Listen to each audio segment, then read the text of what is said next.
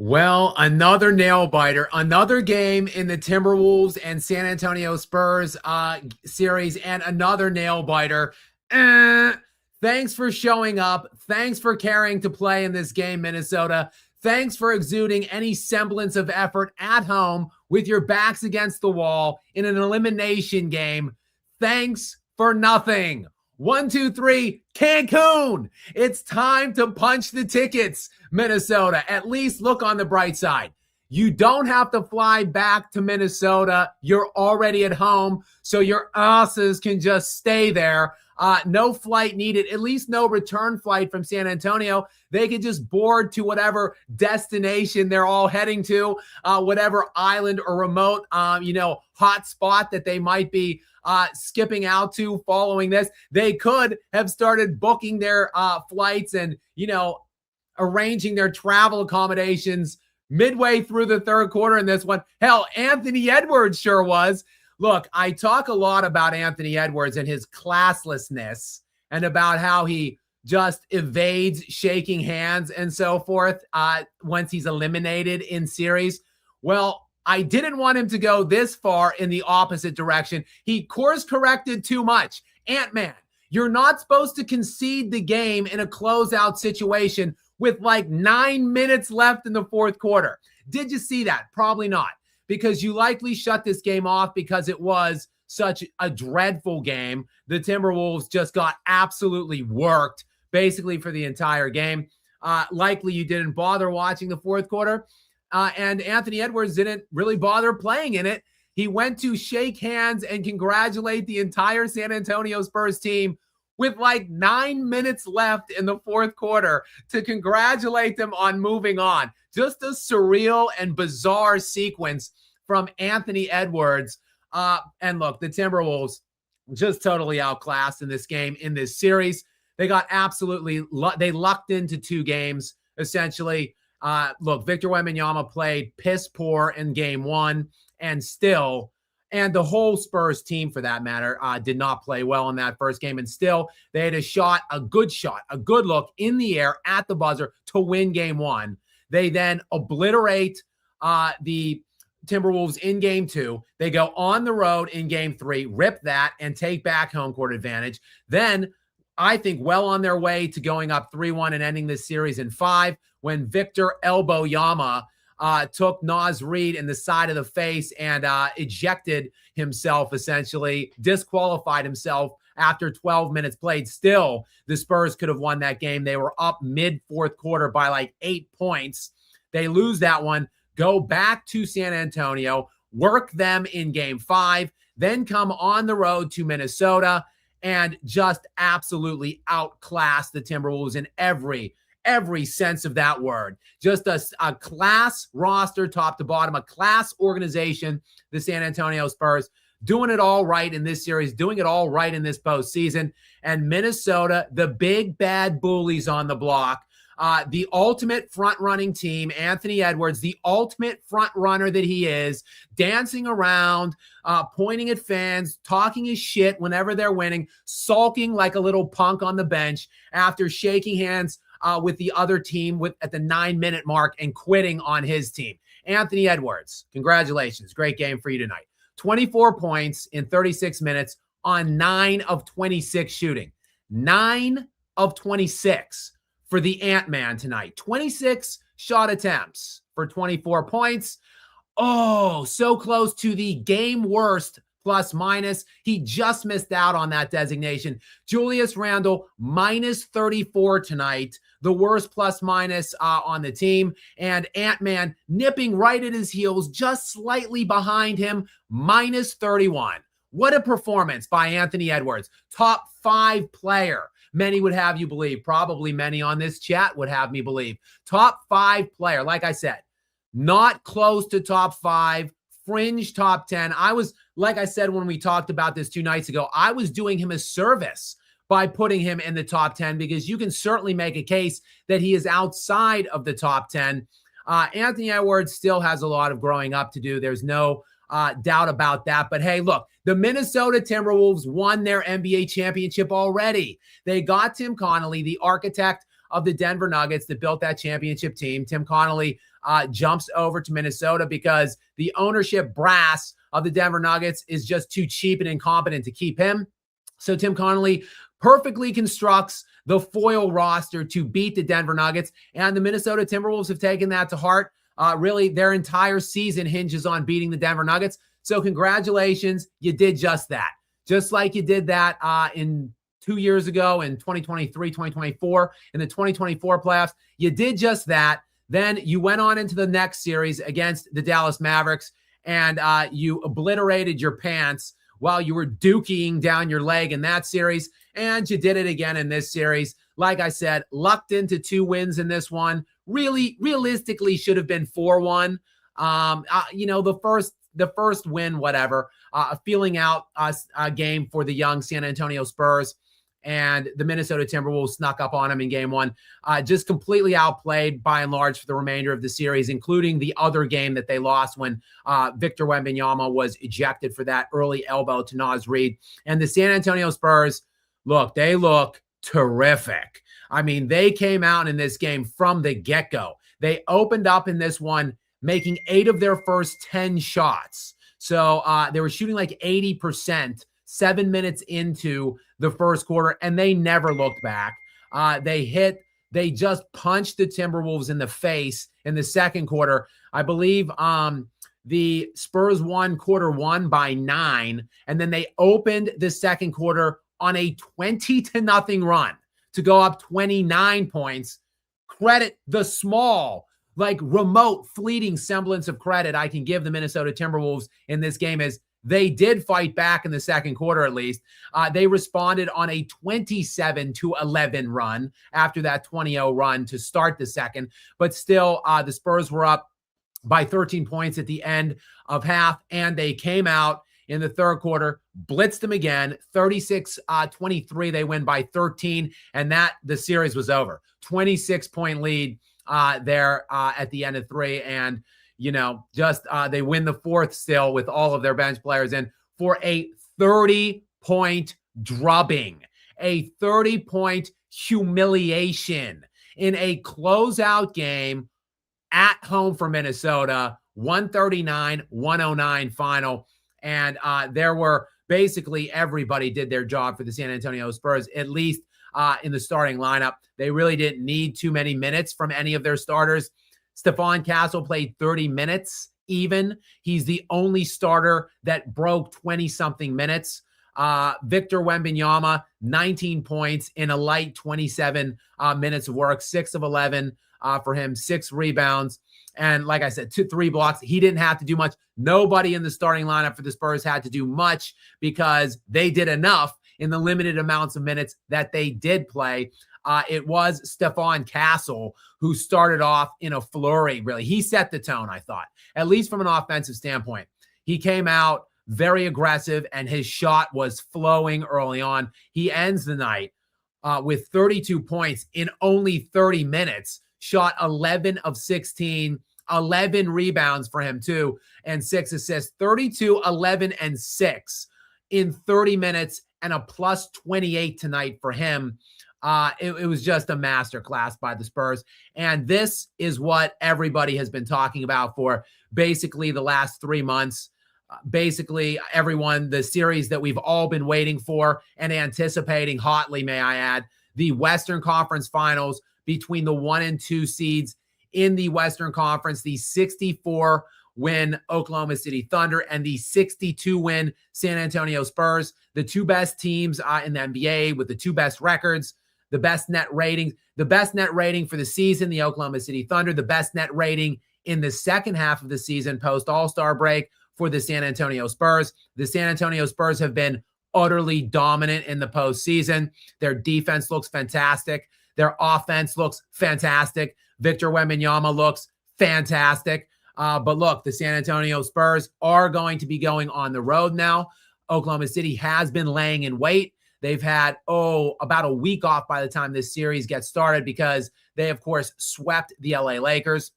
So, look, the Thunder are defending champions for a reason. They've gone through it. They've been tested, battle-tested. They didn't necessarily pass in flying colors last year. I thought they really played down to their opponents throughout major stretches of the postseason last year. Something we're not seeing San Antonio do this year. A younger team at this point than were the Oklahoma City Thunder last year. You know, they were in their mid-20s. These guys are all in their early 20s. And yet the San Antonio Spurs taking nothing for granted. They've lost 3 games in this postseason run so far. 3. One in which Victor Wembanyama got a concussion and went out after like 10 minutes. One in which Victor Wembanyama elbowed Naz Reid in the side of the face and went out after 12 minutes. And one by 2 points when everybody on their team, including Victor Wembanyama, played terribly. But these guys have a sense of urgency. They do not get complacent. They play great defense, and they have elite offensive weaponry at multiple tiers. They've got great bench players. They have a great bench overall. This team looks very complete.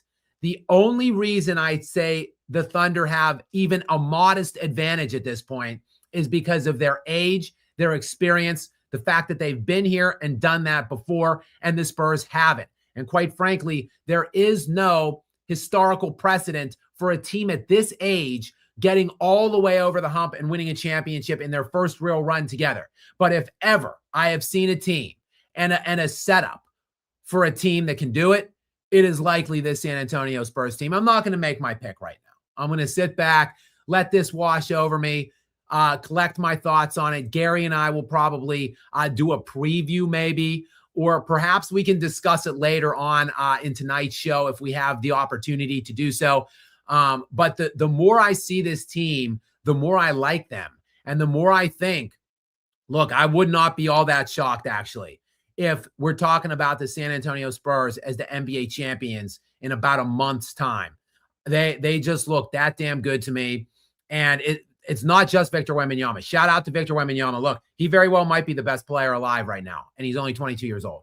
But it's not just about him. It's the team building, the roster construct on this. This team was fantastic. All of their picks, by and large, absolute hits. They've made the right signings in free agency. And I just can't say enough good things about the San Antonio Spurs. About their counterparts tonight, well, I think I've said enough bad things. But the offseason begins now for Minnesota. You can make any excuses you want for them. They lost their starting point guard, Dante DiVincenzo. You can claim Anthony Edwards was not playing at 100%. Could be true. But ultimately, this team looks like they are missing something. While they are built well to defeat the Denver Nuggets and compete with the Denver Nuggets, they are not built well to compete with either the Oklahoma City Thunder or the San Antonio Spurs.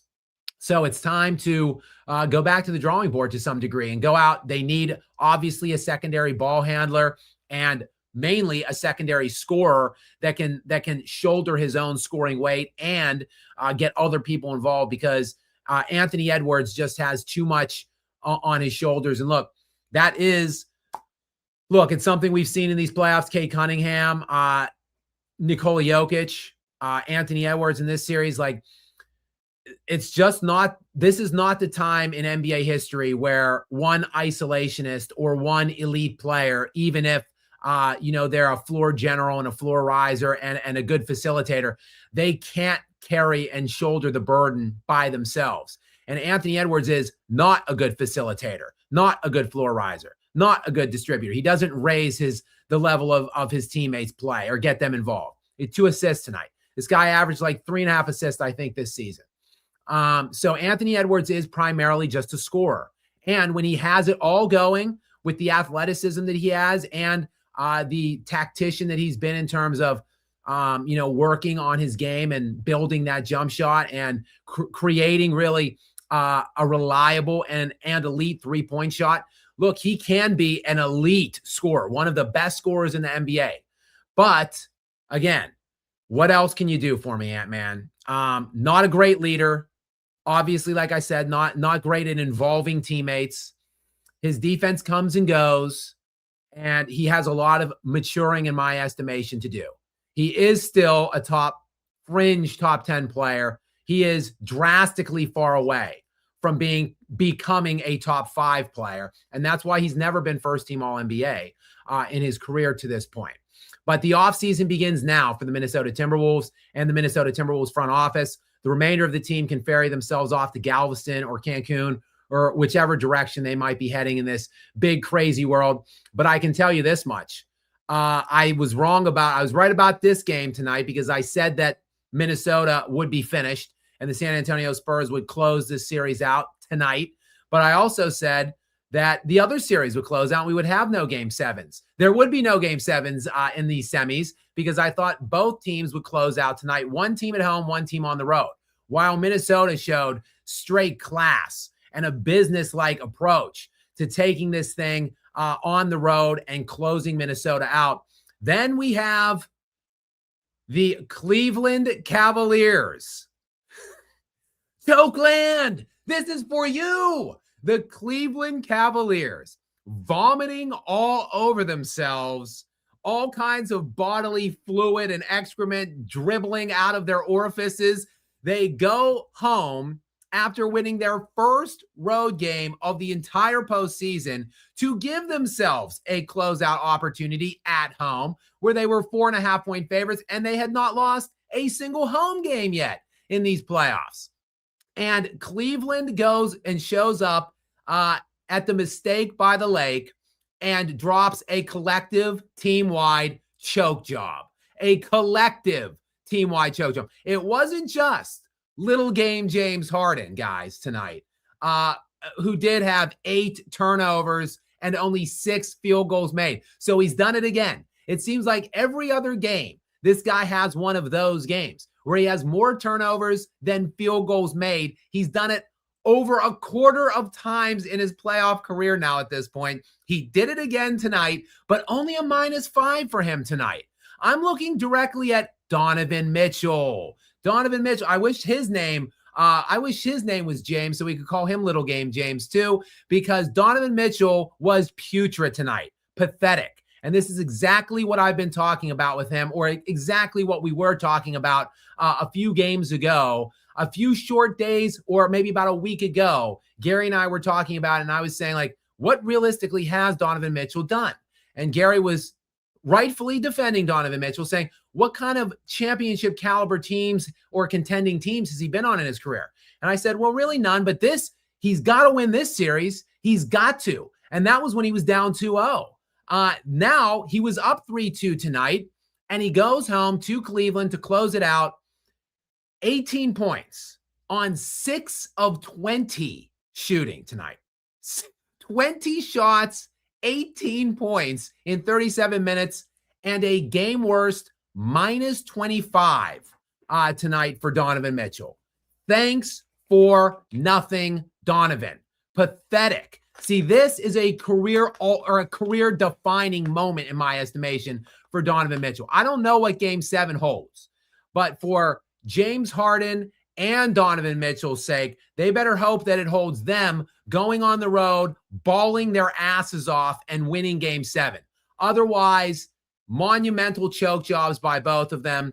They can both wear this. Probably Donovan Mitchell more even than James Harden. So there will, unlike in the Western Conference series that we watched tonight, there will be a Game 7 coming on Sunday, I believe at 8 p.m. They were waiting to see, was Amazon Prime, whether there would be 2 Game 7s, because this was going to be the little early game at 5. But now that Minnesota got their asses beat in by San Antonio, now this will be the standalone primetime game on Sunday, 8 p.m. coming from Detroit, and which I would imagine Detroit will be massive favorites now in Game 7. And the Cardiac Kids, shout out to the Detroit Pistons. Not dead, can't quit. Detroit Pistons, they just love to do that. They just love to paint themselves into a corner and then fight their way out. Now, 2 series in a row. They were down 3-1 last round, came back and won Game 7 in Detroit. They were down 3-2 in this round. Now they've come back to force a Game 7 in Detroit. And my expectation is they will be massive favorites. And more than likely, they will win this game going away, because Cleveland has the character of Minnesota, and I don't expect much fight from them. Cade Cunningham, 21 points tonight, 8 assists, leads the way, the head of the snake. Not a huge game from him, but a +13, the best plus-minus from any of the starters, second best on the entire team. behind Marcus Sasser, who has a ridiculous, he was a plus 27 in only 18 minutes, scored 9 points on 4 or 5, really got them going. And then Jalen Duren, there was a lot of Jalen Duren slander going around this chat like 2 or 3 days ago when they lost the last game. Big game for him, 15 and 11, I thought, kind of helped set the tone to some degree. So, look, Pistons, shout out to them. I thought that they were done when they gagged away Game 5 at home. And they just show that they have a lot of fight still left in them. 2 series in a row, like I said. Congratulations to them. And Cleveland, you could maybe be chartering your jets sometime pretty soon to join the Minnesota Timberwolves to wherever they might be heading either tonight, later tonight, or early tomorrow morning. Guys, welcome in. It is Skap Live After Dark here. A little bit past 12:30 on the East Coast in the US of A. We're hitting the 21-minute mark now of the show. Welcome to all 635 people that are here tonight. Love to see it. Love to have you guys here. And welcome in to moderator Gary. Gary is also on hand as he typically is. Gary, say something to the people, will you? I'm going to say something to you. Oh, go ahead, Gary. You are talking as if Donovan Mitchell is somehow doing a major choke job. Who is the number 1 seed here and who's the number 4 seed? Donovan Mitchell's not even expected to win this series, so I don't think this is an epic. He did not do well tonight, but look at the defense that this is the one of the top-rated defenses. Isn't it like OKC, San Antonio, and Detroit are like the 3 best defenses? Okay, Gary, so let's do this. Let's do this. Let me push back on you here. All right. First of all, I thought Cleveland would win this series because Detroit, quite frankly, are flawed. They're too young, and they're offensively inept around Cade Cunningham.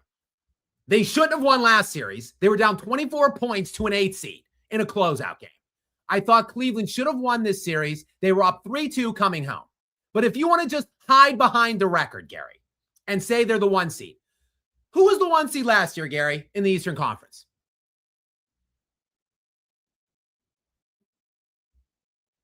The 1 seed last year, wasn't it? Obviously, someone lost. It was Cleveland or Boston? No, Gary, it was Cleveland, who had 64 wins last year in the regular season, who had the second best net differential in the NBA last season, who had the second best SRS in the NBA last season, behind only Oklahoma City. And they lost in the second round like a bunch of bitches. So then they go out this year. They make a trade deadline deal for Hall of Fame James Harden.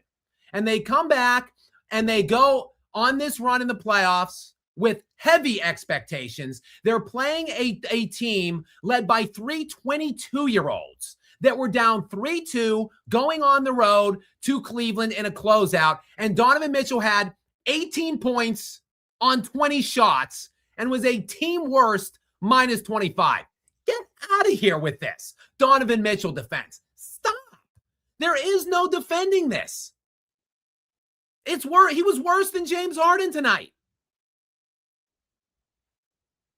If James Harden did what Donovan Mitchell did tonight, you would be massacring him and laughing your ass off, calling him Little Game James. Oh, see, this is why, Skap, we didn't apologize to him last game, because we knew that the Little Game James was going to come back out and shit himself. Well, it wasn't. It was Donovan Mitchell tonight.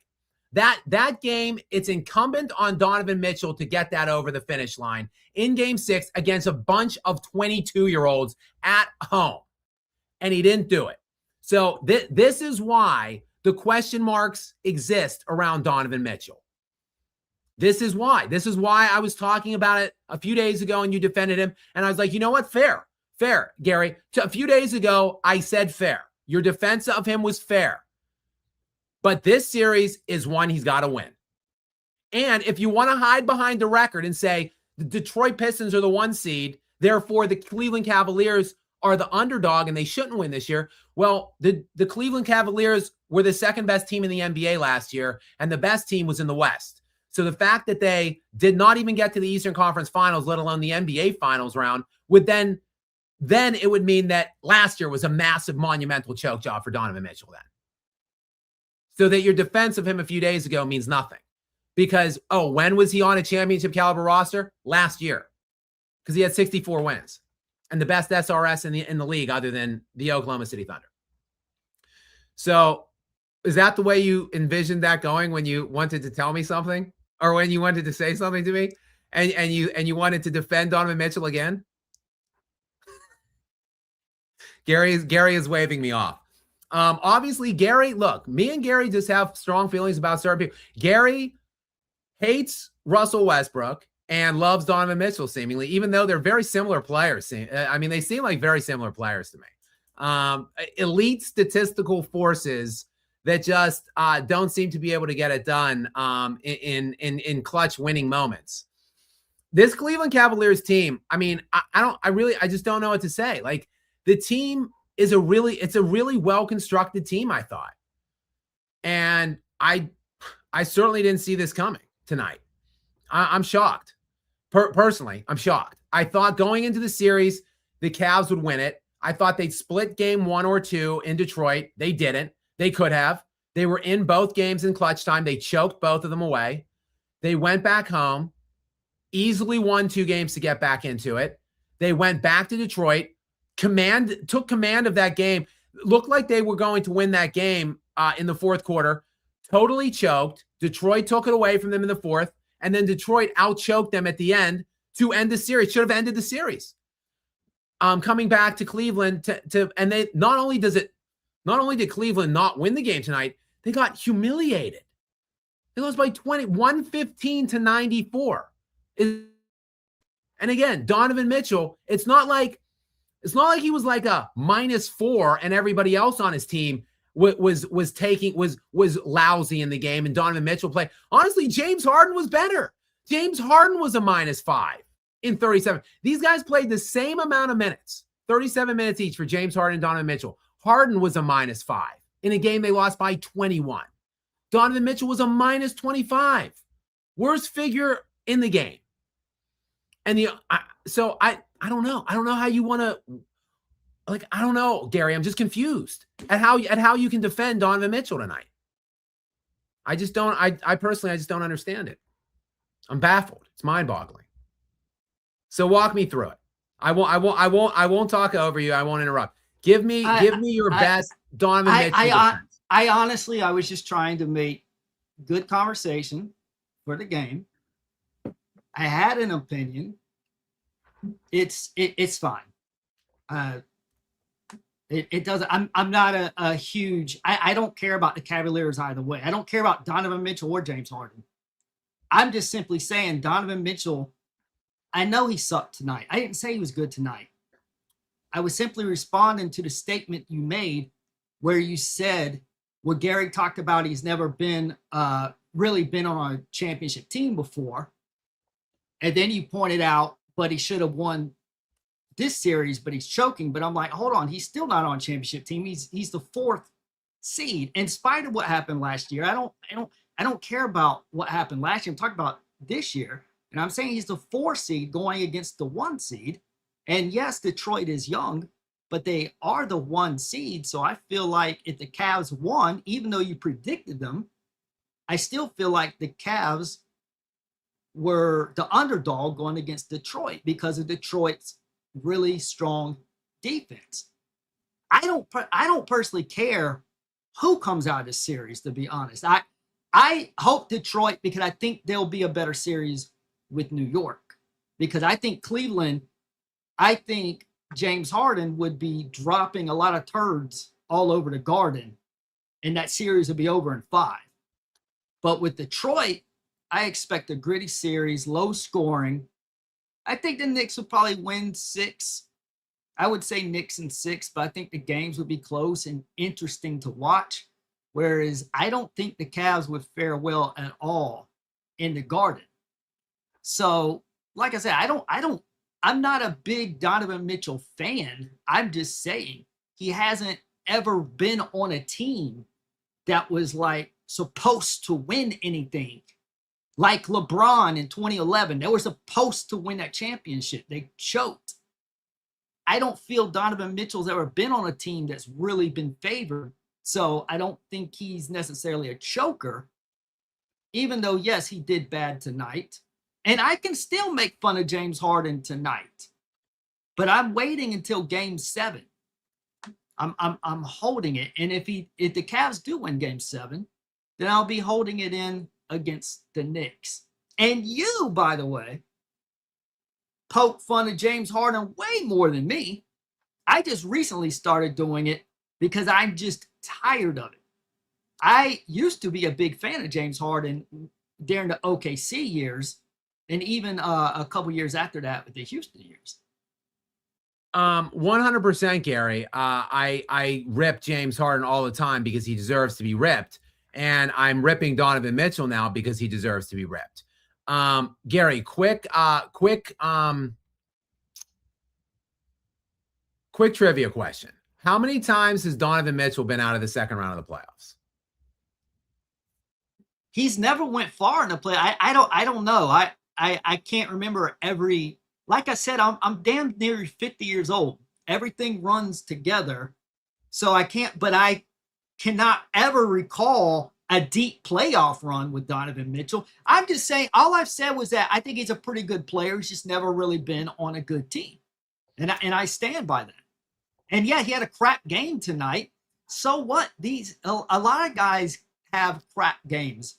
That's fine. Let me tell you. So what? Let me tell you. Because Donovan Mitchell is an alleged superstar in the NBA. He's 29 years old. He's been an all-star 7 consecutive years. In 2 of the last 4 seasons, he was All-NBA second team once and All-NBA first team once. That was last year, Gary. He was first team All-NBA last year. So he's like an alleged fringe top 5 player.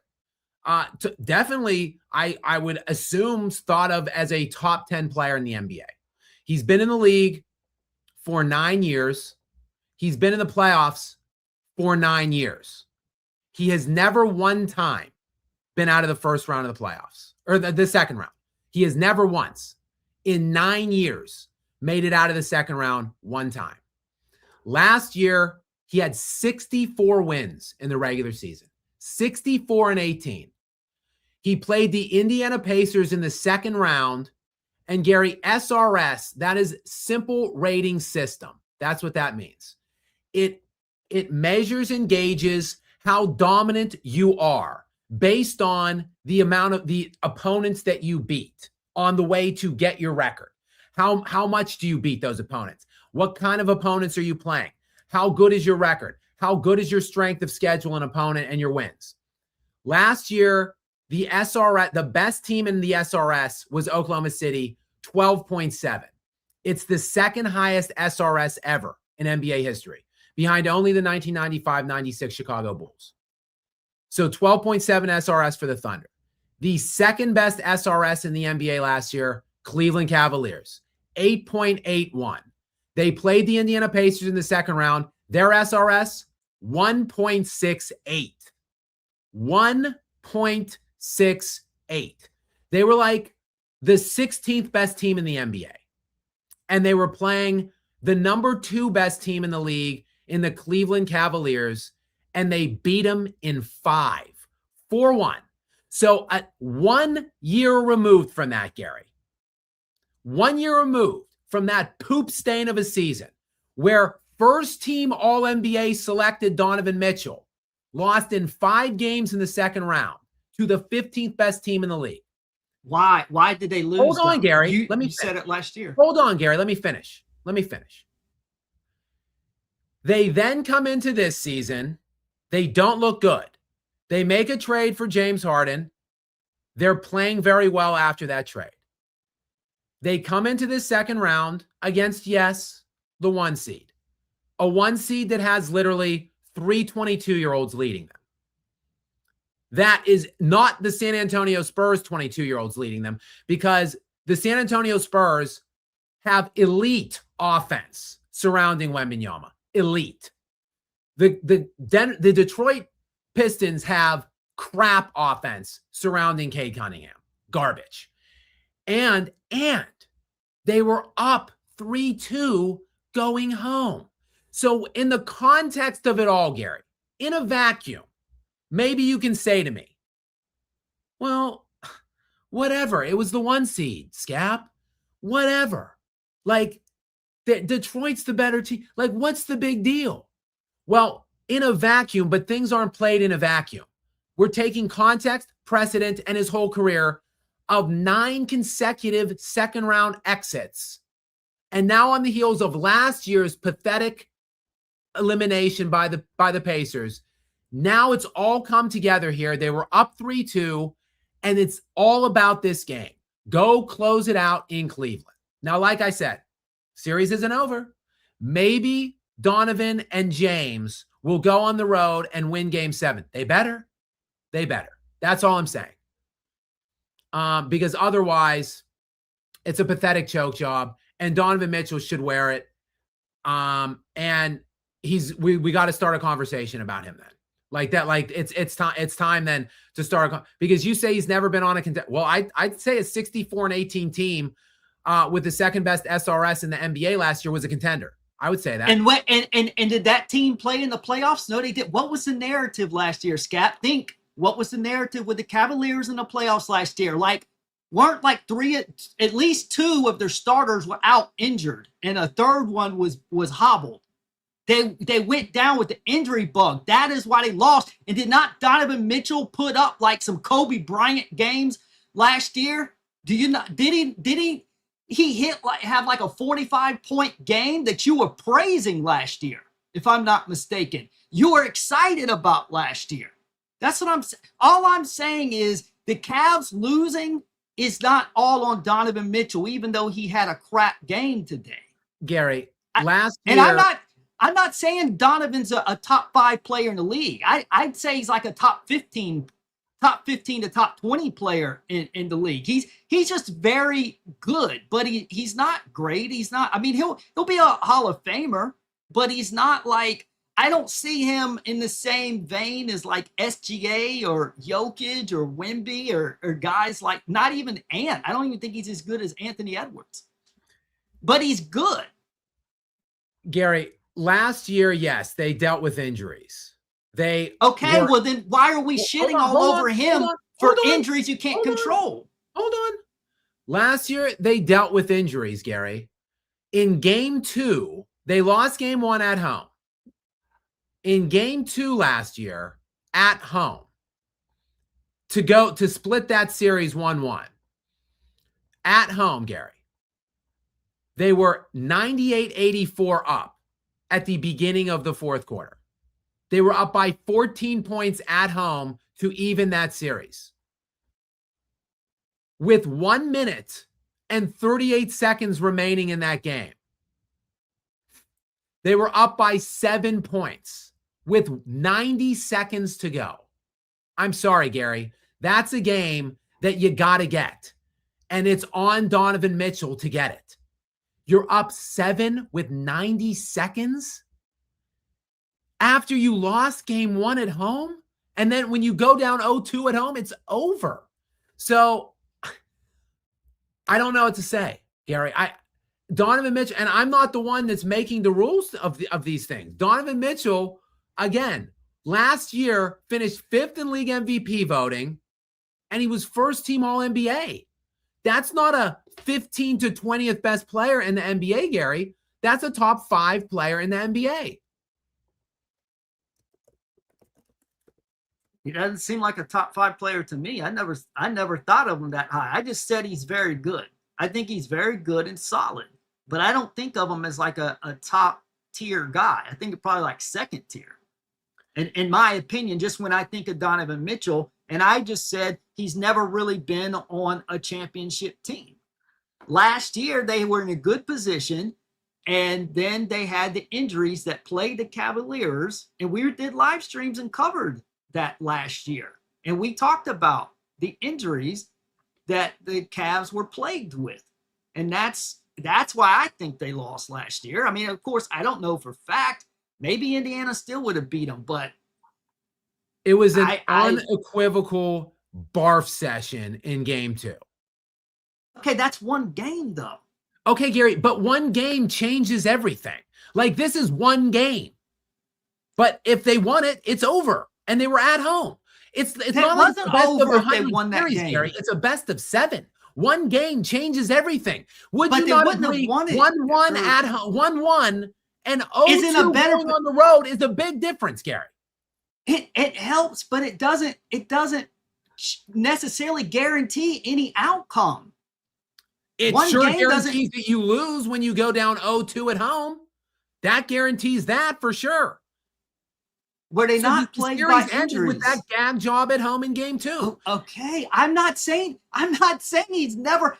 When did I say, Donovan Mitchell, he's never had a bad game? I didn't say, and I don't even know why we're getting on Donovan Mitchell.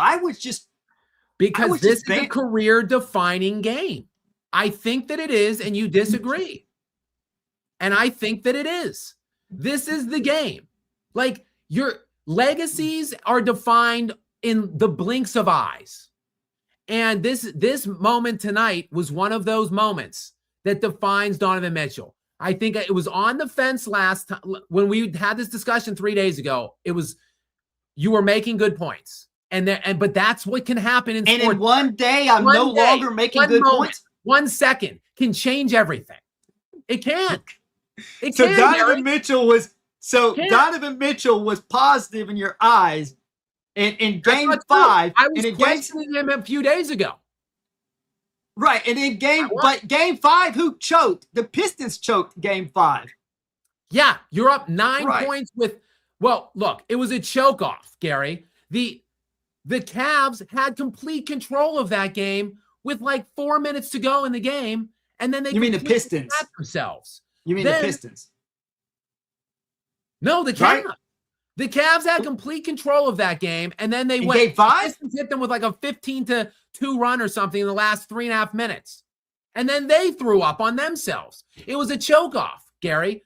2 choke offs last game, and the Pistons out-choked the Cavs. But in doing so, there should have been consequences and repercussions, i.e., losing the series going to Cleveland tonight. And that was just a complete and utter egg drop by everybody involved on the Cleveland Cavaliers. First and foremost, Donovan Mitchell. So, I was questioning him and criticizing him and at least saying it's fair to be critical of him a few days ago. You defended him, and I was like, you know what? You moved me a little bit on that argument a few days ago. But now I've moved right back in the opposite direction because yes, fleeting little moments can change everything in the course of your destiny, and certainly in sports. Gary, it happens all the time. We see it all the time. If Kevin Durant's foot was 1 inch behind a line in Game 7 against the Milwaukee Bucks, the entire narrative on Kevin Durant changes forever because he goes on and wins that championship with Brooklyn. That's not the way it went. And it was by that much. It was 1 second by 1 inch. They might have lost to the Suns. We don't know that they would have won for sure. That's not a guarantee. I mean, they might have. It's like a 50-50 chance. The Suns were pretty good, and they were dominating Milwaukee for the first 2 games, and then Giannis figured it out, and then the rest is history. I'm just saying there's no guarantees that who is going to win. I mean, unless it's OKC and Indiana, of course. But other than that, there's really no guarantees. Like the Knicks look like they're going to annihilate whoever's coming out of the East, but there's no guarantee.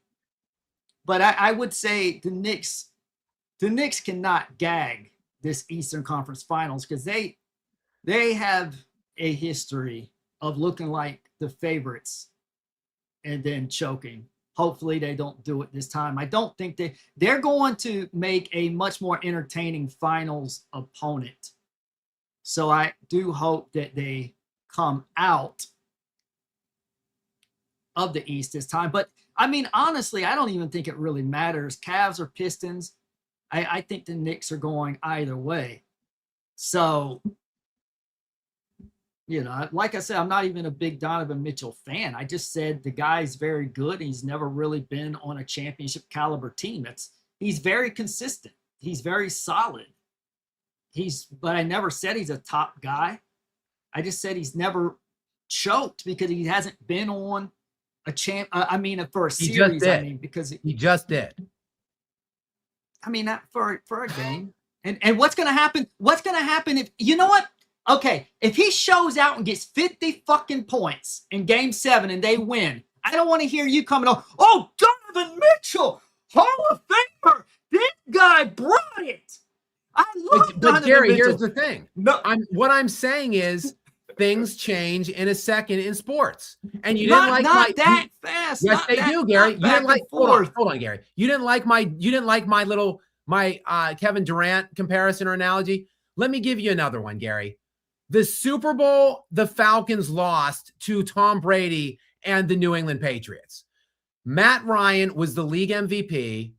He throws a pass down the wire to Julio Jones, who catches it in field goal range with like 3.5 minutes to go. All they have to do is literally take 3 knees, kick a field goal, and the game is over, and Matt Ryan is a first ballot Hall of Famer easily. He's a league MVP, a Super Bowl champion, Super Bowl MVP, and he beat Tom Brady head-to-head in a Super Bowl. Instead, 3 negative plays, they punt it, Brady comes down, ties it, goes to overtime, and wins it in overtime. Matt Ryan and the Falcons, all-time bums, all-time dogs, because of a moment in time, because of one sack, one bad play call. That's how quickly legacies change, Gary. How fast things change. I can give you another one. Russell Wilson was a second from beating Peyton Manning and Tom Brady in back-to-back Super Bowls and immortalizing himself and being a sure ballot, first ballot Hall of Famer. But yet they don't run the ball. They call a slant play from the 1 for some reason. It's picked off. And now here we are 10 years later, and people are questioning if Russell Wilson's even in the Hall of Fame now.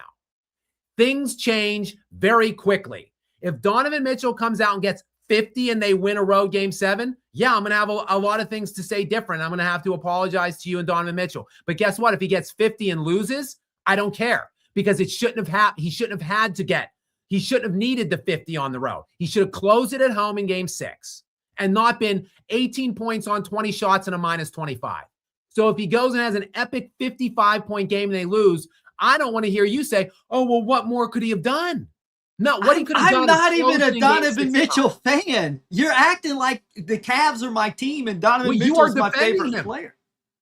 Yes, because I'm saying he's a very good player. He is. He's a solid player. I never said he's one of the top guys in the league.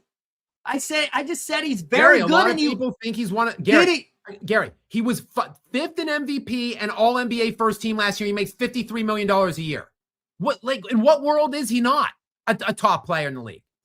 There's a lot of guys that make $50 million though. Are there a lot of guys that are first team All NBA? He will be.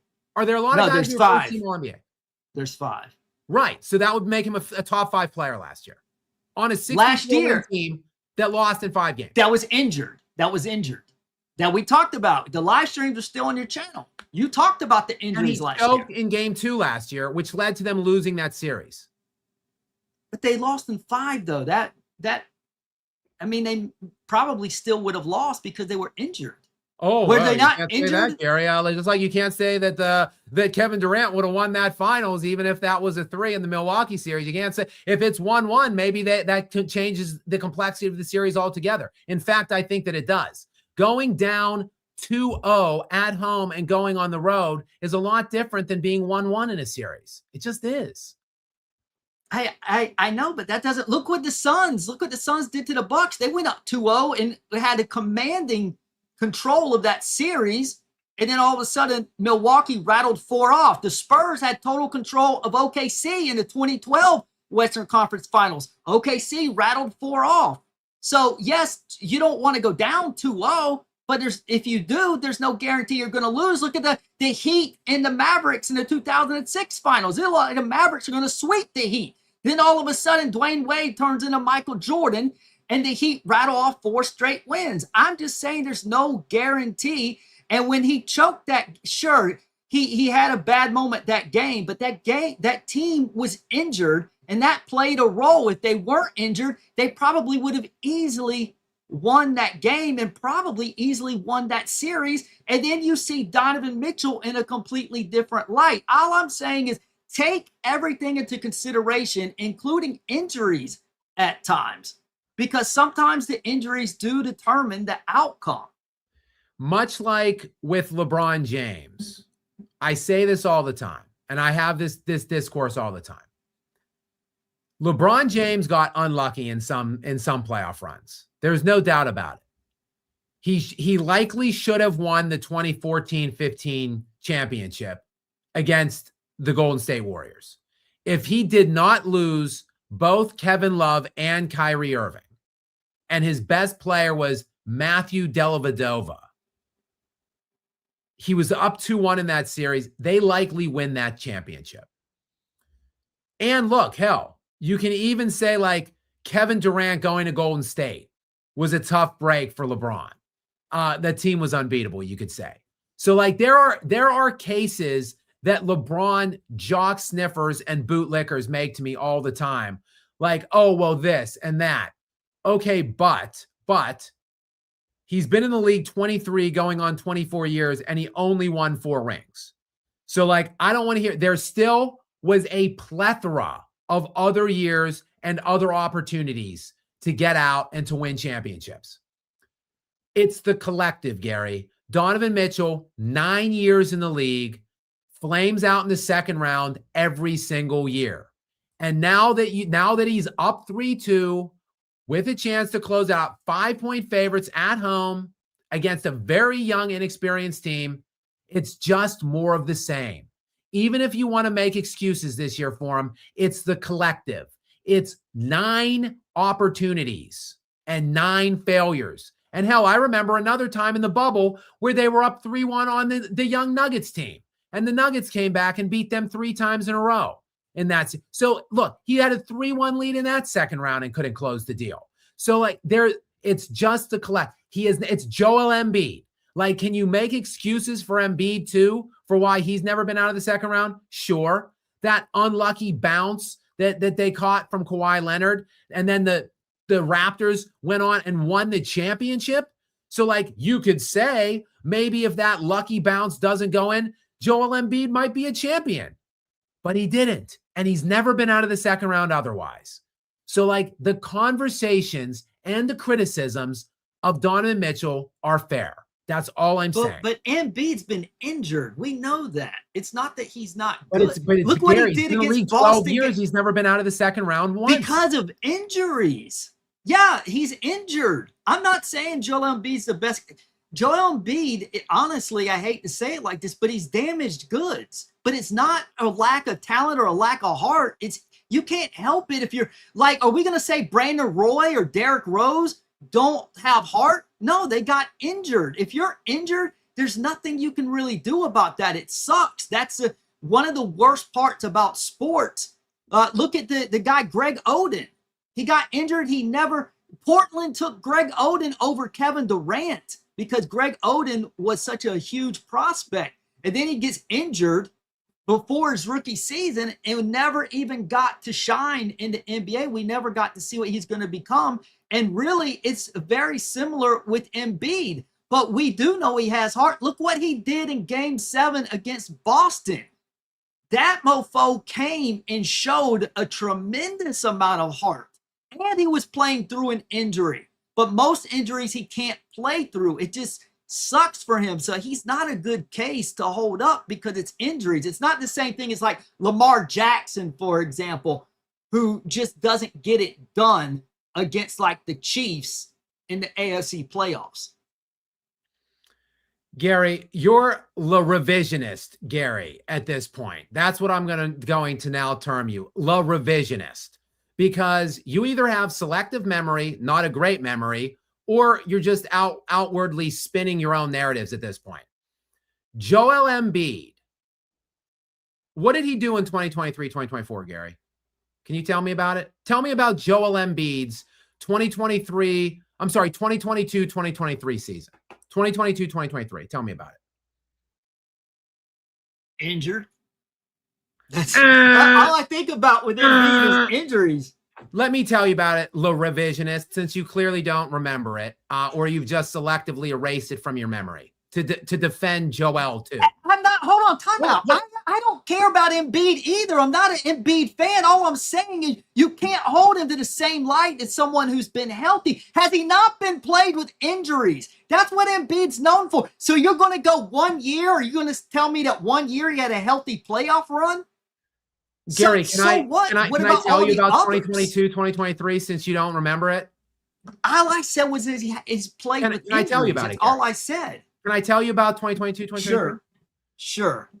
Maybe you forgot, but there was a year Joel Embiid won the league MVP. That would be 2022. I do remember. Right. The Nuggets won a championship. He was first team All NBA over Jokic. He won the MVP over Jokic. He went into the NBA playoffs that year completely healthy. He played in the playoffs completely healthy as the league MVP. He was up 3-2 in the second round. 3-2. In game 6 at home to close out. At home to close out. Joel Embiid. League MVP Joel Embiid. 9 of 19, -4. Okay. Not a hellaciously terrible game. Let's see what he did in game 7 then to redeem himself as the league MVP after losing game 6 at home and a closeout opportunity, shall we? 5 of 18, 15 points, -28. 5 of 18. League MVP Joel Embiid. 15 points. Back-to-back running game 6 and game 7 losses. That's a year. I'm not even saying win the championship, Gary. I'm saying you're the league MVP. You're totally healthy. You're up 3-2 with a closeout in game 6. You lose back-to-back games, and you're out in the second round again. That's what I'm saying. There is a consistency about these two. You can give them excuses and give them passes and try to excuse it away every single year.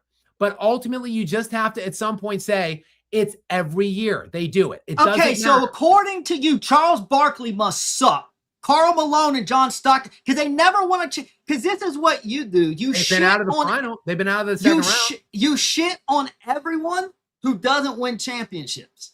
I never said Mitchell or Embiid were like the top guys. I just said they're good, but Embiid's been injured. Where do you have Karl Malone ranked all time? I had him as the best power forward until Duncan came along, and I'd still say Where do you have Karl Malone ranked all time? Oh, all time. I thought you meant power forwards. I don't know. I haven't compiled a list. I don't know where I have him, but I'd have him maybe the second best power forward after Duncan, because I watched him play. Gary. Honestly, it's such a cop. I don't know about How's it a cop-out? I don't know. Where do you have Karl Malone ranked all time? Hold on, time out. I'm copping out because I don't have a list in front of me of where I have Karl Malone. You know a ballpark, Gary. Top 10, top 20, top 30. I'd honestly have to go through a list, but yeah, I have him as a number 2 power forward. I would have to take time to go through a list carefully. I don't know. I don't know why you're getting agitated with me, because I don't have a list. I'm not a metrics guy. Gary, just let's do this. Say yes or no. Okay. Michael Jordan, yes or no? Is Karl Malone above Michael Jordan? Yes or no? No. LeBron James. LeBron or Karl Malone? Yeah. Honestly, I'd probably put LeBron over Karl Malone. Kareem Abdul-Jabbar. Kareem. Bill Russell. I guess it's just for the sake of argument. Sure, Bill Russell. I don't know. I would have to go through everything. Will Chamberlain, yes, Gary. Let's try to speed it up a little bit. Will Chamberlain. Mm-hmm. Yeah. Can you just say yes or no as quickly as you can? I thought I did. Will. Yes. Magic Johnson. Larry Bird. Tim Duncan. Kobe Bryant. Yes. Hakeem Olajuwon. Yes. Shaquille O'Neal. Yeah. Oscar Robertson. Yeah. Steph Curry. Yeah. Jerry West. So, yeah. Julius Erving. Yeah. Kevin Durant. Yeah. Moses Malone. I really don't know enough about Moses, but I'll say Moses probably. Dirk I Nowitzki. don't know enough about him. This is one where I honestly I would have to go over and look at stuff. I know Dirk won it, but I don't know. Go on. Okay. I don't know. Okay. You've got him somewhere between 18 to 20, probably. Okay. Because I just named those amount of players and you have them all over. So Karl Malone, let me tell you, is the third leading scorer in NBA history. He has 25 and 10 career averages. He dwarfs Tim Duncan statistically. He has 2 league MVPs, same as Tim Duncan. And yet you have Tim Duncan probably top 5 and you have Karl Malone around 20th. There's a reason, Gary. It's because he doesn't have a championship. So you can tell me that I shit on people that don't have championships, but you do the same thing. And you should, quite frankly, if you are an all-time great player, you should be able to get one.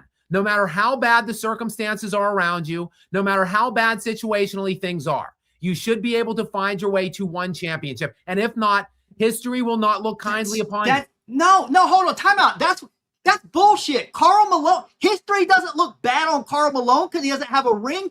Sure, he's not he's not a top 10 or top 20. So fucking what? That doesn't mean that he's not a great player. It just means he didn't win a championship and maybe he's not at the top tier. He's not in the same tier as those guys with all those rings, but it doesn't mean that Barkley and Malone and Stockton aren't great players in their own right. What I'm saying is I'm not telling you to take guys like Donovan Mitchell or Embiid and put them up at the top.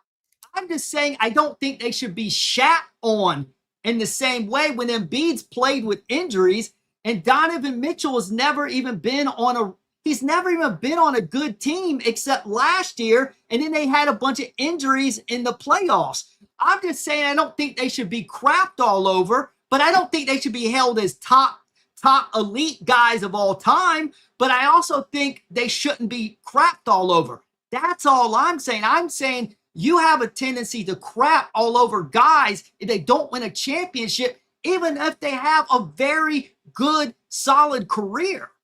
So I don't think history frowns upon Karl Malone. It's just that he's not a top 20 of all time, but he's probably a top 30, at least a top 40. And in my estimation, I'd say he's probably the second best power forward, only after Tim Duncan, in my opinion. But if I went over that, maybe I would slide him down to 3 or 4 under KG and Dirk. I'm not quite sure. I'd have to go into a more extensive deep dive to figure that out. I'm just saying there's no reason to crap all over very good players unless they have LeBron is different because LeBron is always puts himself in a favored position to win and dominate and comes up small. That's a guy you shit all over. But I mean, Embiid is just injured. Like 2/3 of his career been injured. Like you said, he only plays 30 to 35 games every year. And after what he did in Boston, round 1, game 7, I'm sorry, but I respect that because he showed tremendous heart and effort. See, you praise guys for the metrics. I praise guys for the effort that they exert. That's what draws me to play. That's what resonates with me. Did this guy, win or lose, did he put forth enough effort and give it his all and not get lazy or complacent? Now, when guys choke, like LeBron was poking fun of Dirk Nowitzki in the 2011 finals. Instead of Kobe, like in the 2009 finals, after he took a 2-0 lead, post-conference, Kobe says, job's not done. LeBron, on the other hand, is mocking Dirk Nowitzki, playing around. He's not focused, and he comes up short. Therefore, he deserves the ridicule.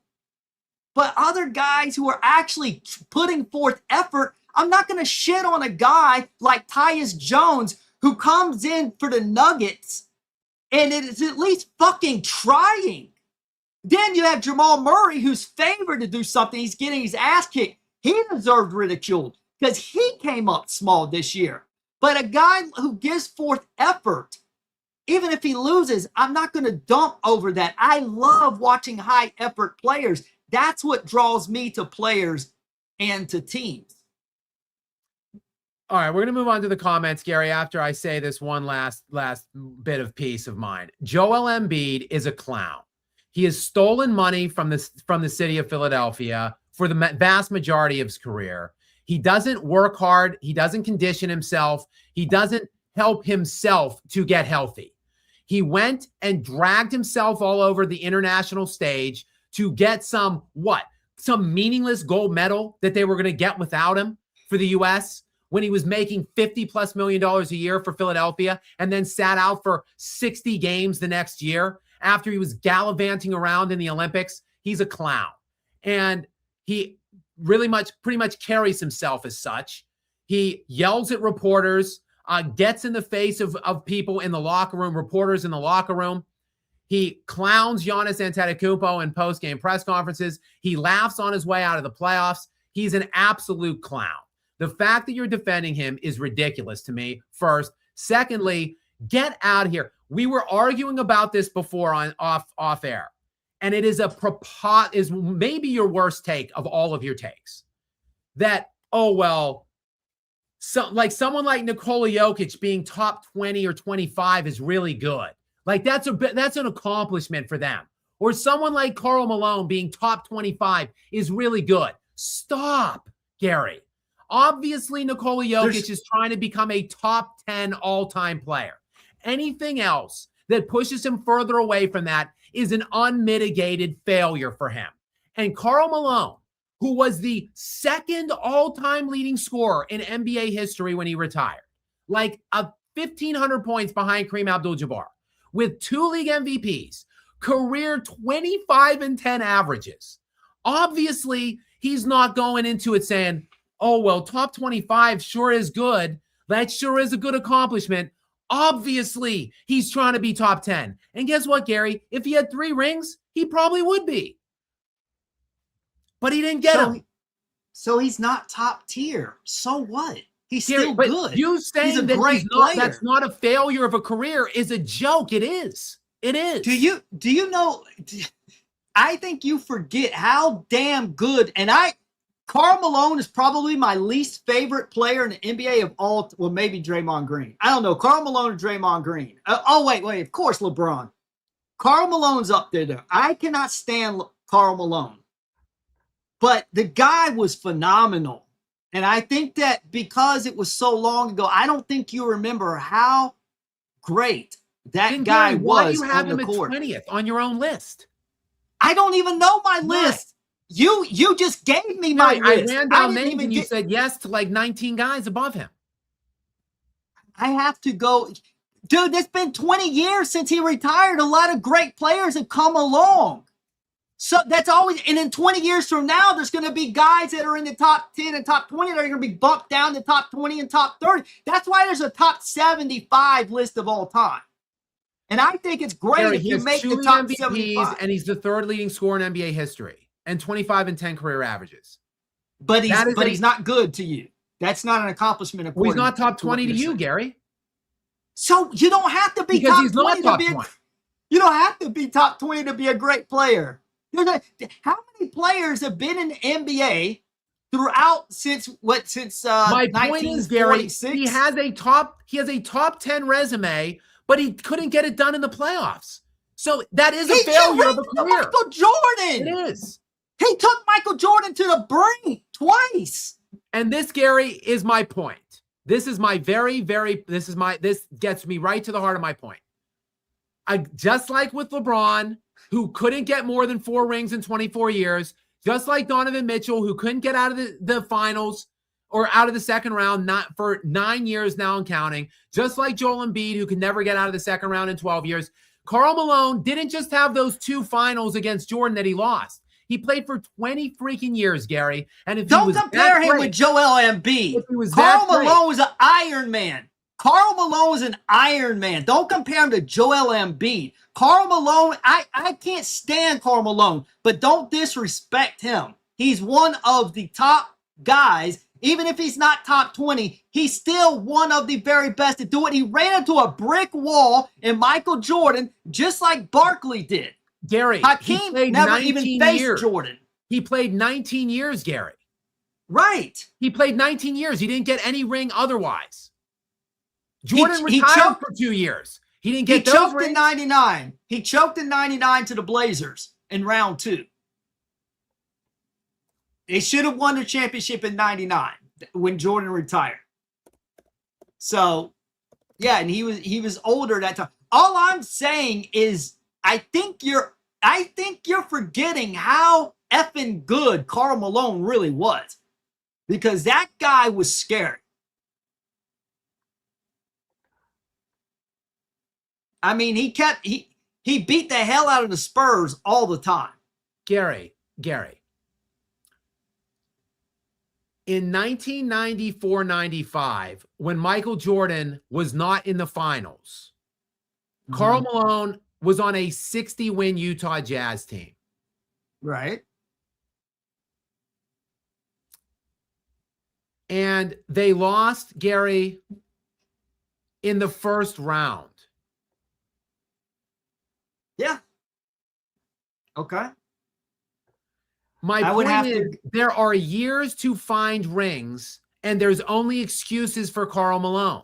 He could have won in 99, you just said. He could have won in 94. He could have won one of the ones against Jordan. He didn't. They were up in that series. I mean, find a way to win at least one. If he gets 2 or 3, Gary, he's a top 10 player. But he didn't. He's a top 10 resume. I'm not even disagreeing with that. All I'm saying is he doesn't deserve to be shat on as if he's not a all-time. He isn't all. I don't agree with that. Underachieved, Gary. His resume should be much. He should be much higher than his all-time placement is indicative of because he didn't win enough. He didn't win anything. I have Hakeem Olajuwon in my top 5 with 2 rings. I have Nikola Jokic at like 12 with 1 ring. It's not about the number or whatever. I situationally can take into account things like you're saying, like Karl Malone ran up against Jordan twice in 2 finals. But you got to find your way to 1 or 2. Yeah, Utah wasn't as good. Gary, I'm a huge Jokic guy. Huge. I want to have him in my top 10. I can't. If he doesn't get 1 more ring, I can't. Maybe and there's reasons why, Gary. And if Jokic finishes 15, he's still a great player. No, if he Gary, doesn't, it's not. It's a only 10. Okay, only 10 good players in the entirety of the NBA. There's only 10 good players. That's not what I'm saying, Gary. Sorry, you're number 11. You suck. It is. There's a certain thing to living up to expectation. Nikola Jokic has been the best player in the NBA for 6 straight years. He should have 6 straight league MVPs. He is an undeniable top 10 player on court. The abilities, skill set, and dominance he's displayed in his era is indicative of a top 10 all-time player. If he is not a unanimous consensus of that moving forward, it is an underachievement of a career. So Barkley's not. So Charles Barkley isn't good. Charles Barkley isn't good. I would say Charles Barkley probably underachieved his career too. When you look at his supporting cast through his career and the fact that he never won either. So if you underachieve, what's that mean? That you're not good?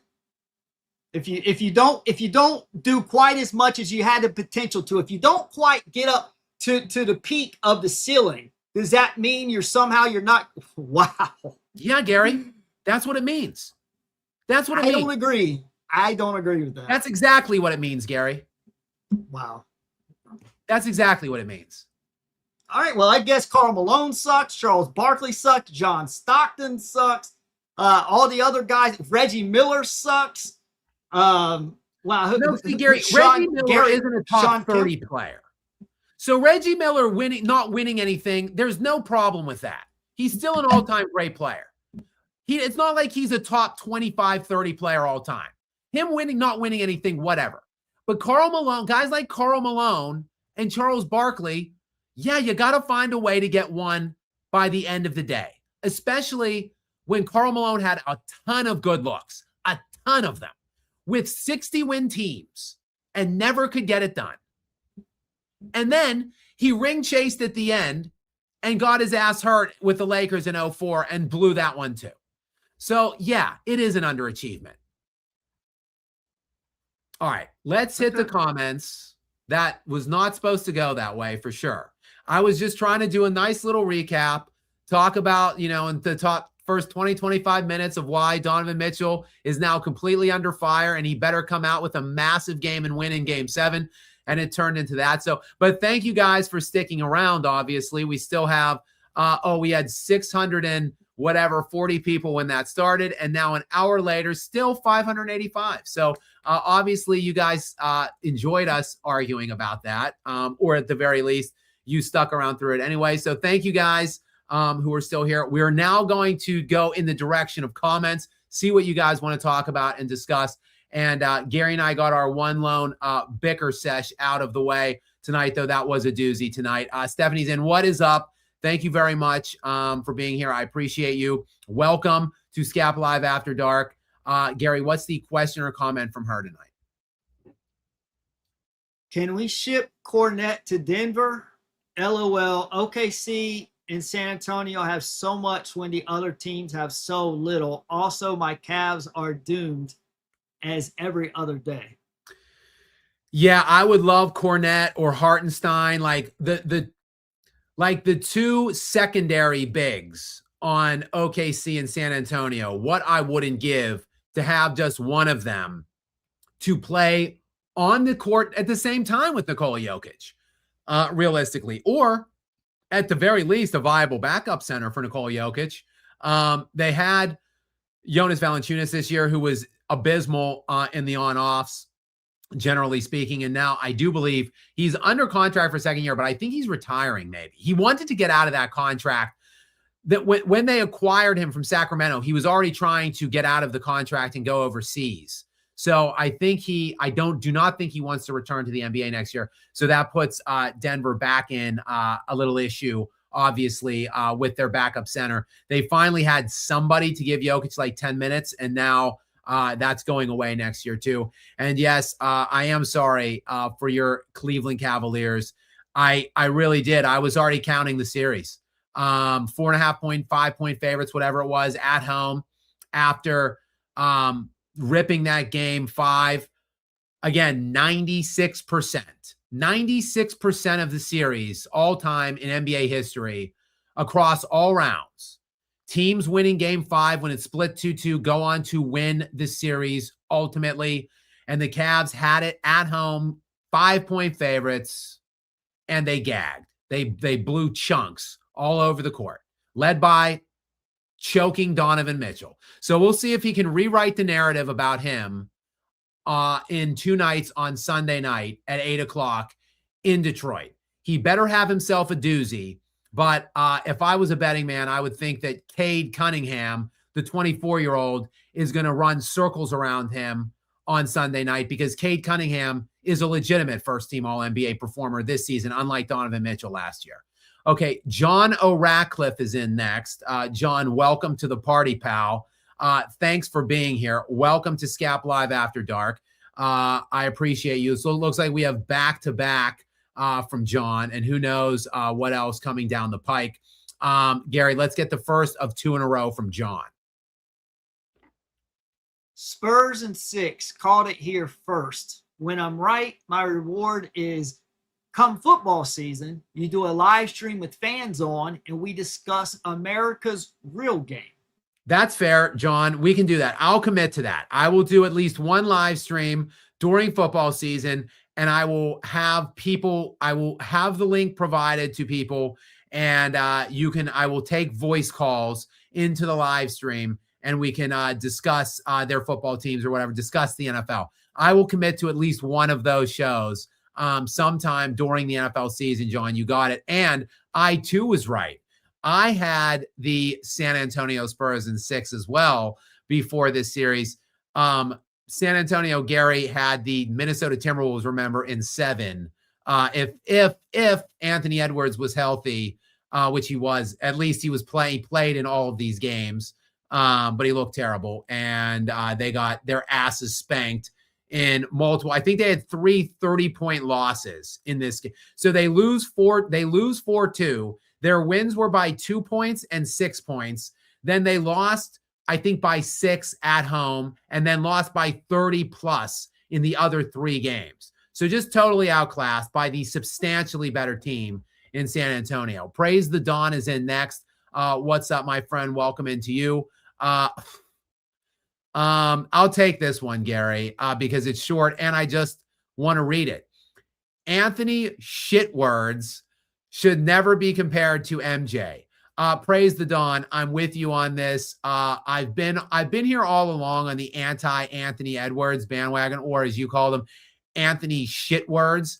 Elite talent, elite athleticism. I mean, just an absolute skywalker, like 6'4", 220. The guy is rock solid, built like an NFL safety, and just elite athleticism. A very consistent and reliable from the three-point line as well. Has the ability to play elite defense if he can be bothered to do so. Terrible leader, terrible intangibles. And he's another one, I think, now at the end of his 6th NBA season that needs to take a good, hard, long look in the mirror and think about what direction and what path he's going in, because this is a guy who is thought of as an undeniable top 5 player, though, again, he has never been. Unlike Donovan Mitchell, who made first-team All-NBA just last year, he has never made a first-team All-NBA selection. 3 straight second teams, I believe. Nothing this year because he played only 61 games. Would have been second team again. So right around probably the 8th to 10th best player in the NBA, though his talent, his abilities, and his press would have you believe he's top 2 or 3. He's got a lot of work to do on himself and just things to improve on, I think, in the intangible category moving forward if he ever wants to get to that top 5 kind of status. The Restless Clips are in next. Go ahead, Gary, with the Restless Clips, and thank you very much for being here. The Cavs were up 3-2 in 2006 as well. Well, that was a long time ago. That certainly wasn't on Donovan Mitchell's watch. But I know, look, the LeBron Cavaliers, well, they choked more than a couple times, obviously, in his first tenure, including the 07 finals isn't necessarily a choke, but I'm not giving LeBron a complete pass on that. They had the number 3 net rated defense in the NBA. They held the San Antonio Spurs in 4 games to 87 points per game. They were in multiple clutch opportunities in that series. LeBron James was already being talked about like he was the best player in the world. Nick Wright, in fact, just talked about how he was the best player in 2007, better than Kobe Bryant. And then LeBron went on in that series in all of those clutch moments behind his great elite defense that held him in the games to average 22 points per game on 35% shooting from the field while turning the ball over more times than his entire team combined. So that was a choke too, in my estimation. At the very least, it shouldn't have been a sweep. And then, of course, famously, the last game he played in Cleveland in the first stint was the elimination against Boston. They were up 2-1 in that 2010 postseason. LeBron was balling, and then he fell off a cliff for 3 straight games in games 4, 5, and 6, lost all 3, and then walked off the court and right to the Miami Heat because Delonte West was allegedly getting nice with LeBron's mom, Gloria. So that was a big-time choke job in my estimation, too. So there were a lot of chokes by LeBron, too. Look, LeBron choked a lot. He's choked a lot in his career. But LeBron just built super teams that were too big to fail to conceal his choking tendencies. And it's worked 4 times out of 23. Stump 4522 is in next. What's up, Stump? Welcome into you. I'm sure you'll be in a couple times more than likely tonight. In fact, yes, I see a couple already down the pike. Gary, go ahead with this first one of several, it looks like, from Stump. Little game James Harden show up himself with a 6 for 13 field goal and 8 turnovers. Donovan Mitchell is another choke artist. I mean, Stump, I got to applaud this message and I got to support it and back it 100%. Not a great showing for sure by James Harden. Another more turnover game than field goals made game. But hell, at least he wasn't a minus 25 tonight, which is exactly what little game Mitchell was. A team worst minus 25. And I mean, I'm looking at it here. Look, James Harden, 23 points at least on 13 shots. Donovan Little Game Mitchell, 18 points on 20 shots, 6 of 20. And again, a minus 25. Just a pathetic showing from everybody on the Cleveland Cavaliers. Pathetic. All of them. Top to bottom, pathetic. Like a 21-point beatdown at home as 5-point favorites in a closeout opportunity where you're likely to go on the road and get buzzsawed in the Palace now. Now we'll see, because again, this Detroit team, I'm not that impressed. I really am not. The offense, archaic surrounding Cade. And again, 22-year-olds by and large, other than Cade, who's only 24. And this is really his first ascension year. So maybe they'll go and maybe they won't have what it takes to close out. And then maybe the narrative will change. But if they go and get beat down by 20 in that game, whew, look out. Look out, Donovan Mitchell. A Breath of Fresh Sports is in next. Welcome in, A Breath of Fresh Sports. And thank you for being here. Gary, what's the question or comment from him? I believe Detroit will blow them out in Game 7, Skap. Love the content. Me too. That's what I just said. Me too. I think it's going to be a 20-point win for a bunch of 20-year-olds who should have been dead to rights tonight in Cleveland, but they blew them out by 20 tonight in Cleveland. So what do you think is going to happen in Detroit on Sunday? And A Breath of Fresh Sports, thank you very much for the support. I do appreciate you very much. Thank you for being here and for supporting me and the live stream and just the content overall.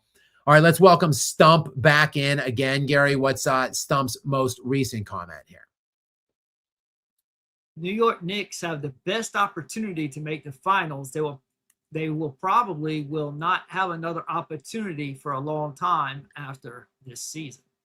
It's a great opportunity for the Knicks. And the Knicks are going to be favored in that series, despite the fact the Detroit Pistons have the number 1 seed in the conference, despite the fact that the Detroit Pistons won 60 games, despite the Detroit Pistons are the number 1 seed, blah, blah, blah, blah, blah, whatever you want to say. The Detroit Pistons will not be the favorite next round, just like I did not think they were the favorites this round.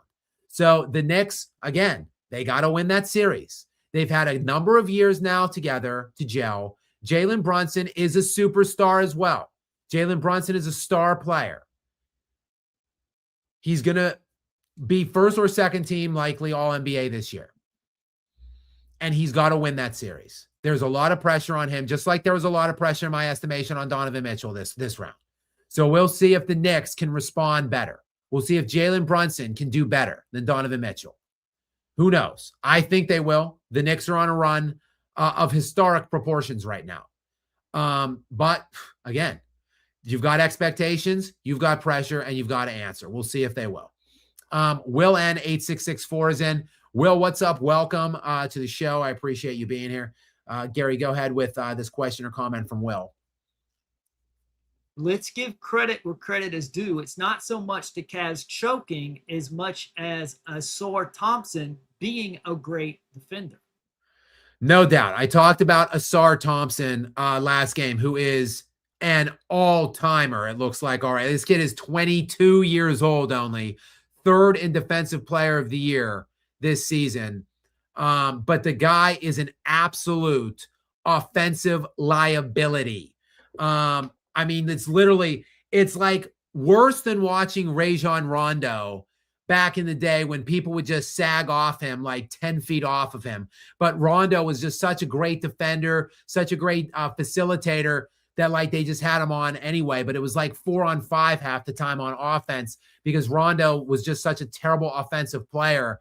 Now he got better and serviceable with the jump shot as his career went along. But Asar Thompson, it's even worse. He's even worse offensively. And that's part of the problem. Like Jalen Duren also an offensive liability. This year, Duren was 9.9 points per game in the regular season and 8.3 points per game right now in the postseason.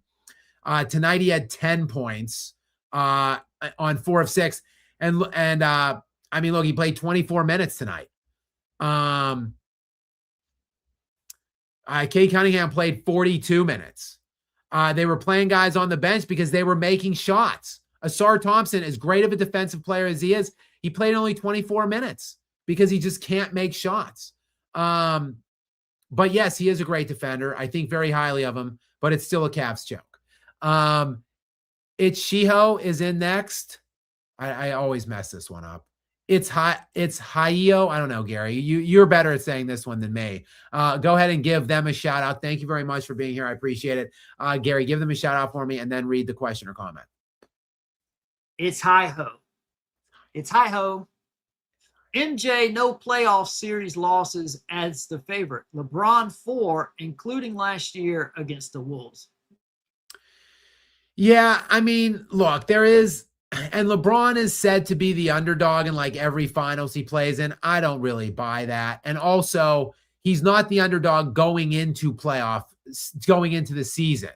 Like he's typically always a top 2 favor line at the beginning of the year. At least in his prime years, he was when he was building super teams. So I don't look at, like, people try saying he was an underdog against the Mavericks. No way. No way were they an underdog in that series. And they were up 2-1, and they were up like 10 points in the fourth quarter to go up 3-1, and they gagged that series, that game away. That was the game LeBron had 8 points in like 44 minutes of playing time, or 46, I think it was, minutes of playing time. They lost that game to get even 2-2, and they didn't win another game in that series. That was a total choke job. Also, people say he wasn't the favorite in 2014 against the Spurs. Like, I mean, you literally built a super team and went to a top 3 player in the NBA and recruited a top 15 guy and then got elite role players like Ray Allen. Like, I'm sorry, you were favored all 4 of those years. You should have won all 4 of those years. Any year he didn't win was a choke. I don't care that the Spurs had good players too and Kawhi Leonard was on the come up, blah, blah, blah. That was a choke. They should have won that series too. Okay, JXYSX. I keep wanting to say JXY Savage 8295.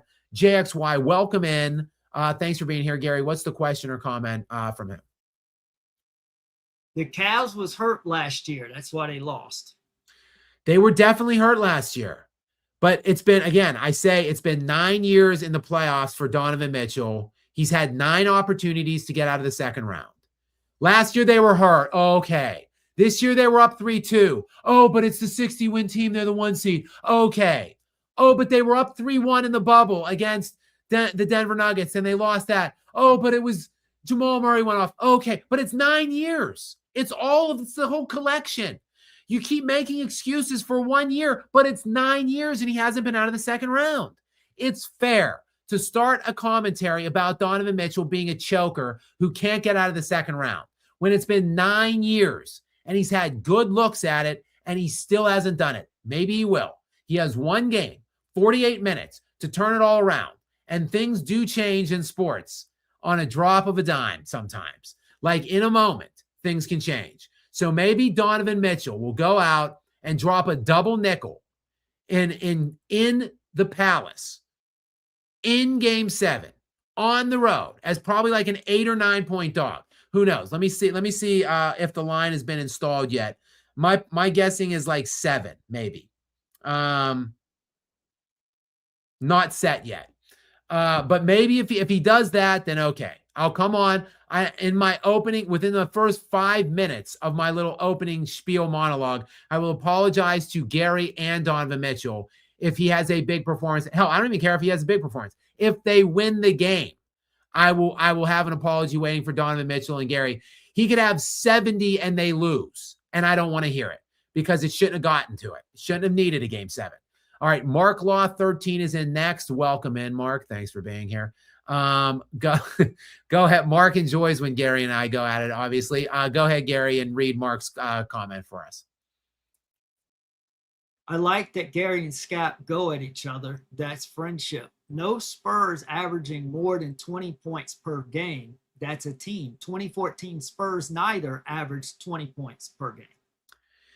Elite, yes. Gary and I do have a love-hate relationship. We have like a brotherly relationship. We agree about a lot of things, but we also argue when we disagree with one thing. We can agree on 50 things, but on the 51st thing, if we disagree on it, we argue about it tooth and nail. Like neither one of us will drop it. And yes, I agree. This Spurs team it's so well built. It's just so well constructed, and they're so young, and they have so many of these guys, at least a good positioning to retain the majority of these guys for several years to come. I'll be honest, when I saw 2 years ago when the Oklahoma City Thunder signed Isaiah Hartenstein and Alex Caruso. I'm sorry, they traded for Alex Caruso, I believe. For Josh Giddey was involved in that trade that netted them Alex Caruso. And they signed Isaiah Hartenstein in the offseason. And when I saw those acquisitions, I said, this is a dynasty. They're going to run the NBA for the next 5 to 7 years. No one's going to have a shot. I certainly didn't see the Spurs coming up on them potentially in year 2 already, because I think the Spurs do have a legitimate opportunity to beat them already this season. And I think regardless of what happens, the Spurs would be my favorite moving into next season. So these two teams, it's going to be a tremendous rivalry between these two teams for many, many years to come. And the heart of these teams, like the top 4 guys on each roster, will probably be on these teams for like the next 5 years. So this is going to be just, it's their time. Like enjoy watching every other team in the NBA, because you've got no shot. Just these two teams, that's it. The NBA has done everything they can to institute parity and to drive multiple teams to be able to rise to contender status and to come out of nowhere from one year to the next. And they couldn't have gone more wrong, because the Spurs and the Thunder run the NBA now for the foreseeable future until further notice. All right. La President is in next. Welcome back, La President, to you. Thanks for being here. Gary, what's the comment from him? I'm rooting for Detroit to win Game 7 so Donovan can see the light and come over to Denver. Would love to see it. Would love to see it. As much shit as I talk on Donovan Mitchell, I would take him in a heartbeat over Jamal Murray. We could just do a little trade for those two. It's crazy because those two were the real headline stars of that bubble choke by the Jazz that I'm talking about in the 2020 bubble when the Nuggets overcame the 3-1 series deficit. Let me pull that up real quick. I believe there were dueling 50 spots in that series. I think Mitchell and Jamal like dropped 50 on each other in one of those games. It was in the first round. Then Denver, remember that year in the bubble, weird year. Denver overcame back-to-back 3-1 deficits. They were down 3-1 to Utah in the first round. Then they were down 3-1 to the Clippers in the second round. And the Nuggets came back to win in 7, both of those series. But that first round series, Denver and Utah, in that series, Jamal Murray averaged 32, 6 and 6 on 55% shooting. Man, I missed that Jamal Murray. Where did that Jamal Murray go? The Jamal Murray that averaged 32, 6 and 6 on 55% in a playoff series, man. Jokic with 26, 8 and 5 on 52%. And Donovan Mitchell, 36, 5 and 5 on 53% in that series. So massive duel between them. Donovan Mitchell in the game 4, where Utah went up 3-1 and won 129 to 127. Yes. See, revisionist. This is why my mind is a steel trap. And this is why I remember I forget nothing. Dual 50-pointers. Jamal Murray in game 4 of the 2020 NBA first round. Jamal Murray, 50 on 18 of 31. Donovan Mitchell, 51 on 15 of 27. Dual 50 spots in the same game for those two. And I would certainly take Jamal, or I would trade Jamal for Donovan for sure. I would rather have Donovan because as big of a choker as he is at this point, I think I could say that now with tonight's outcome. Now he's going on a decade without a clip or escaping the second round of the playoffs. And hey, maybe I'm wrong. Maybe in game 7, he's gonna slap me in the face and prove me wrong. We'll see. That's a great thing about sports. We're gonna find out in 48 hours. But I would certainly exchange Jamal Murray for Donovan Mitchell because Donovan's been a hell of a lot better than Jamal since that 2020 series, in my estimation. Next in, a great friend of the show, Stefan Piscano. Welcome in, my friend. Shout out to you. Shout out to Vacation Wealth Partners. Thank you for your continued support, generosity, and kindness to me and the show. I appreciate it. Gary, what's his comment tonight? Thoughts on little LeBaby getting his little feelers hurt by big bad Rob Pelinka not giving him a basketball. Side note, am I the only one who misses Lester's bananas? I know you do, Gary. LOL. Great stuff as always, y'all. Yeah, Les, I'm missing Lester too. Maybe he's in the chat. Lester, can you just shoot me a message in the live chat real quick? I'm not asking for a super here, my friend. Just let me know. Give me proof of life, Lester. I'm still on. I'm looking. I'm waiting. I see Zach Lester is in, not to be confused with Lester's banana. Oh, wait. No, I thought maybe that Lester's banana became Zach Lester, but that is not the case. All right, Lester, I'm looking for proof of life, my friend. Gary, keep an eye on the chat for me. Let me know if Lester jumps in with his banana or a banana request. I didn't do a video on it. Maybe I should have. Maybe I will. For those of you who do not know what Stefan is talking about here, yes, there is a story from ESPN.com by Dave McMenamin about LeBron James storming out of the Lakers facility in late March because JJ Redick got the game ball from Rob Pelinka, the general manager of the LA Lakers, for winning his 100th game as the Lakers coach. But it was also a game in which LeBron passed Kareem Abdul-Jabbar for most regular season wins in NBA history. So LeBron was butthurt because Rob gave the game ball to JJ, and LeBron stormed out of the facility. That is a real story, and it was written by Dave McMenamin from ESPN, which is a huge deal because Dave McMenamin is ESPN's appointed LeBron slave.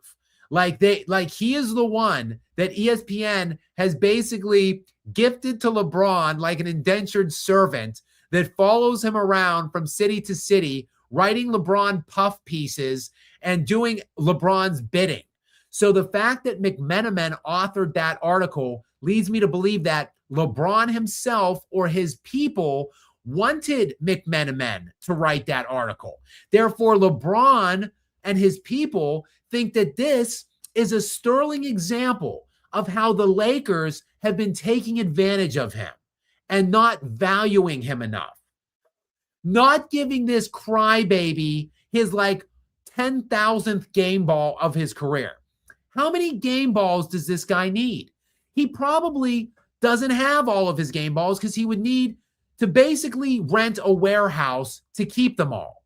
And yet still a 41-year-old man with a grown man's son, multiple children, adult children, is still whining and sobbing over things like this. The biggest narcissist, egotist I have ever seen in my life in any industry, sports, entertainment, anything, whatever. I can't believe it. I did, and I can't believe I didn't do a video on it. I clearly should have. Maybe I still will. There's still time, Stephen. So hang tight. Maybe I will be doing a video on that. I will maybe bring up the cookie story as well in that video, where Pat Riley confiscated his cookies on a team flight with the Heat, and Dwayne Wade on a podcast like 2 years ago said that's when he knew LeBron was leaving Miami, because Pat Riley confiscated his chocolate chip cookies. Incredible. This guy, LeBron James, ladies and gentlemen. All right. John O'Ratcliffe is back in. Thank you, my friend. Welcome into you. Gary, what is John's comment here? It looks like it's something about you praising the heart. Do you want me to read it, Gary, or should you read it? What, you want me to read it? Okay. Gary praises heart. That means Gary has never won a championship, and it shows. I threw away my runner-up medal in 2003 after we went 10-1 and lost the chip. Gary, do you have anything to add or to say to John O'Ratcliffe? He's shaking his head. He doesn't want to further the argument that we had for about 50 minutes at the top of the show. Look, I like heart too, but quite frankly, I don't know that I would say that Karl Malone had displayed a great deal of heart throughout the course of his NBA career. Like, they ran up against a buzzsaw in the Utah Jazz in 97 and 98. There's no doubt about it. And nobody ate on Michael's watch. Nobody did. But okay, Michael retired for 2 full years in the 90s when Karl Malone was in his prime. He had a 60-win team, and he lost to Akeem Olajuwon in the first round when the Rockets were the 6th seed. So I guess he ran into a buzzsaw against Akeem too. Okay, so that's 2 buzzsaws that he ran up against. Oh, and then in 99, when he was 1 year removed from that 98 championship run. I think he was the league MVP in 1999. Hang on a second. Hang on 1 second here.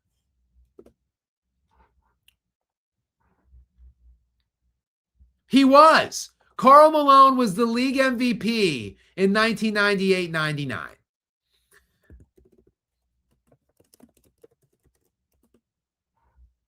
And let me see exactly. Hang on 1 second.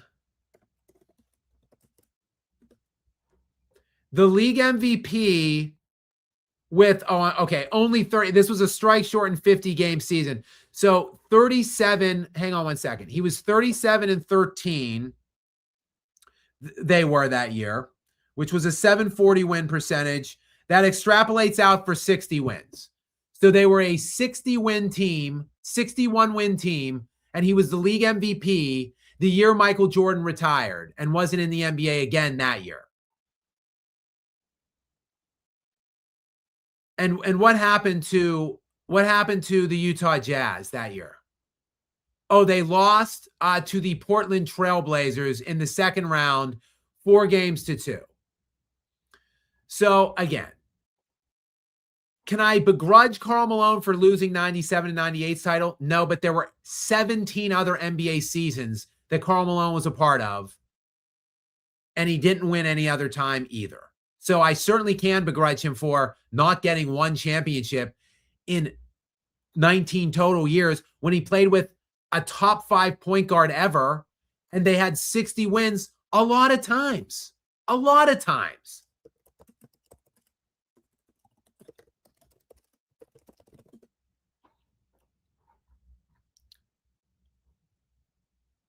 They were beginning when Karl Malone, let me see, Karl Malone, 87-88 was, 86-87, he was the win shares leader. So we could say, 44 wins, 47. Then he had 51 wins, 55, 54, 55, 47, 53, 60, 55, 64, 62, 61, 50, 53. Those are a lot of upper echelon seasons, and he never got it done. So yes, I can be critical of Karl Malone for never getting 1. And yes, a guy with an all-time top 10 resume, if he had 2 rings probably. But he didn't get it. He didn't even get 1. So that's a failure. That's a disappointment of a career, in my estimation. Gary disagrees. Gary thinks the guy that should be, I mean, Tim Duncan's the Mount Rushmore player, in my estimation. And Karl Malone is better than him in every statistical category, other than like blocks. But, you know, we just see it differently. Like, look, LeBron, like Gary probably thinks LeBron had a great career because he's the 10th or 11th best player ever to do it. And to be the 10th or 11th best player ever to do something, Gary probably thinks that's really good, because Karl Malone being the 20th best player to ever do something is really good. But see, I think there's such a thing as standards and expectations. LeBron James carved chosen one on his back when he was 17 years old. He's called himself the king and the GOAT for 20 years, and he's not top 5.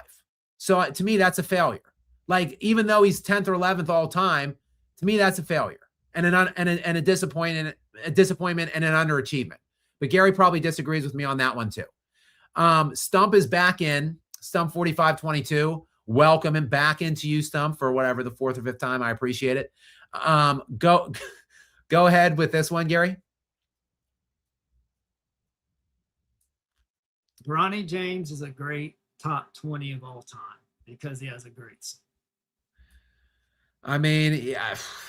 I mean, I'll agree to disagree with this one, Stump, but I mean, to each their own. Everybody has their own takes, their own expectations, and their own standards, I guess. I personally think Bronny, he might be a top 20 all-time worst player in NBA history. Look, he's not the worst ever. I did a video on him, in all fairness to Bronny. I did a video on him like 6 months ago where I said he was the worst NBA player of all time. I don't think he's the worst NBA player of all time now, but he's probably still, at this point, bottom 10. Okay, next in, we've got Joshua, CH9FG. Joshua, thank you so much for your very kind and generous donation here to the Skap After Dark Live here. I really do appreciate it. And you sent this out 40-ish minutes ago, so I'm hopeful that you are still on here to hear us discuss this comment from you, because again, I am very grateful and thankful for such a generous donation. Gary, go ahead and read this comment from him. The choke went back-to-back bronze medal in the Olympics. Kobe took Team USA back to gold. Yet Nick Wrong says Kobe was never the best player in the league. Get the F out of here. LeBron's paying the media well to erase Kobe. He'll never be Kobe. Yeah, I did do a video on this today. It's about 14 minutes in length. I urge you guys to go check it out. It's about Nick Wright's idiotic comments about how Kobe was never the best player in the NBA. And he goes through his justifications and he says, well, Shaq was the best player from 99 to 2002. Then Duncan was the best player from 03 to 08 or 07. Then LeBron was the best player from 08 to 18. But he goes year by year until he gets to LeBron and then just says LeBron was the best player from 07 to 18. But he doesn't go year by year in there. Kobe from 08 through 10, and really just if you include 7 through 10, Kobe Bryant, and this was after Kobe led the NBA in scoring while being first-team All-NBA defense and scoring the 7th most points in NBA history in 05-06.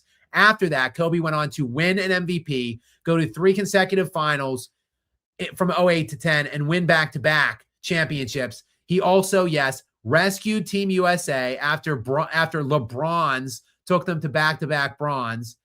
And then also Kobe punked him in that USA blue-white game where Coach Krzyzewski in Vegas gave Kobe one team, gave LeBron the other team, and scrimmaged them. And Kobe hit every big shot down the stretch of that game, hit the game-winning shot on his end, then defended LeBron out at the other end, and stopped LeBron from the go-ahead basket to win it. Kobe was easily nobody in the NBA basically from 03 to 010 thought Tim Duncan or LeBron James were. Kobe was the best player from 03 to 10. And if you want to doubt that he was, that's fine. But he, at the very least, was the best player in one of those years. So to say never is an absolute unequivocal clown car take by a guy that has been bought and paid for by Clutch Media years ago. And I would urge you to scope out that video that I put out today about it. It's just an absolute clown take. Kobe Bryant was easily, without doubt, easily the best player of the 2000s. Tim Duncan is a great all-time player. I've got him 4th on my all-time list. He's my Mount Rushmore player. Kobe Bryant was the best player in the 2000s.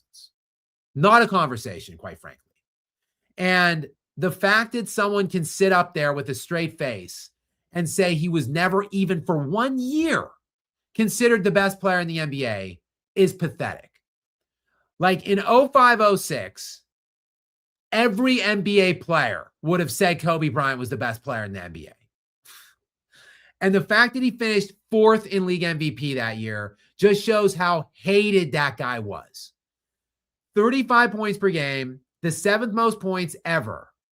More than any year in league history, other than 4 years by Chamberlain in the 60s and 2 Jordan 80s years. Jordan in the 90s never once scored more points than Kobe Bryant that year or averaged more points per game than Kobe that year in 05-06. While he was first team All-NBA defense and dragged dudes that should have been playing in Europe in his starting lineup into a playoff setting. And he finished 4th in MVP, like barely above Chauncey Billups. The media hated him so bad, hated his guts, and froze him out of probably 3 MVPs to impact his legacy like this now, all these years later. So morons like Nick Wright can sit up there and try this revisionary shit on Kobe. Not on my watch. Like, I'm just going to stay here as long as I can with whatever size platform I have, fighting back against it, because I know what I saw. And anybody that was there through it knows what they saw too. All right, Praise the Dawn is back in. Go ahead. Go ahead with this one, Gary. Malone breeded with a middle schooler. We don't rank someone like him. Glad he didn't win any championships, and he's not the 2nd best power forward.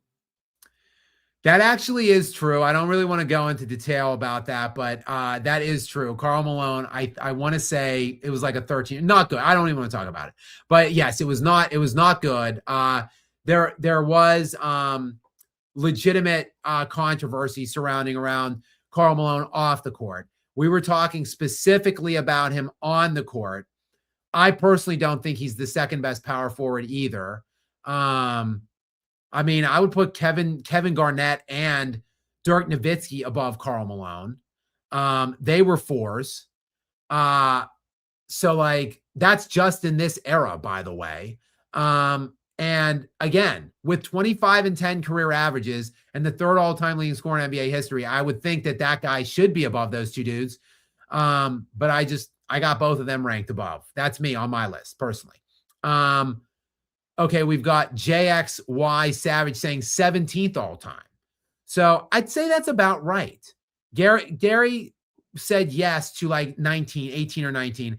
I think he's a fringe top 20. I'd say he's, I don't know either. Like Gary, I don't know. I haven't listed all 25 of mine out in concrete and no, but you know the ballpark, and I know that there's at least 15 dudes ironclad listed above him. So like, and then there's arguably like 5 to 10 other dudes above him. So he's in the vicinity of 20 for me on my list.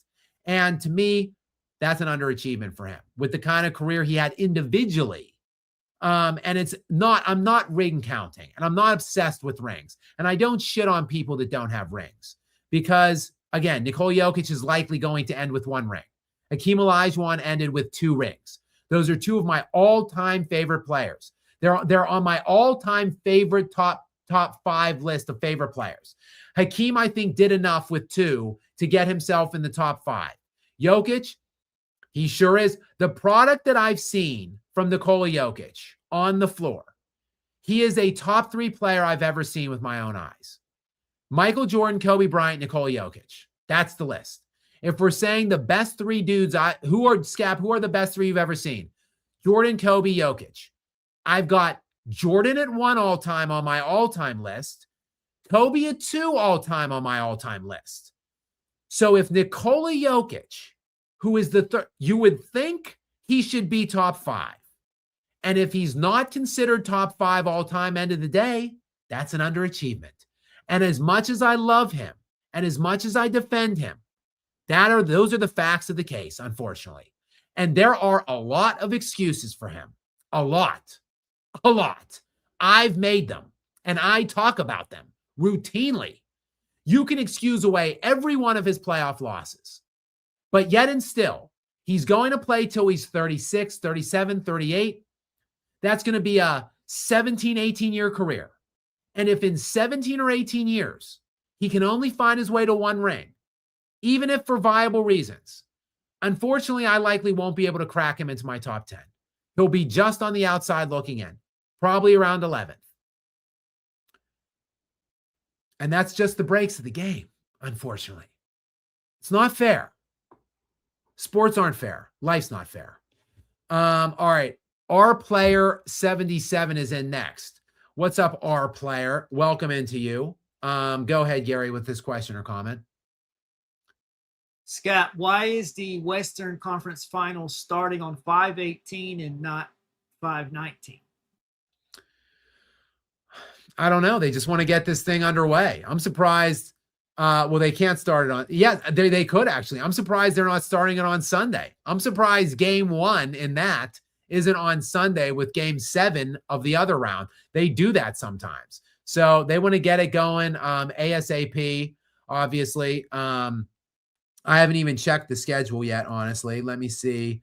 Yeah, Monday or no. Yes, Monday is game 1.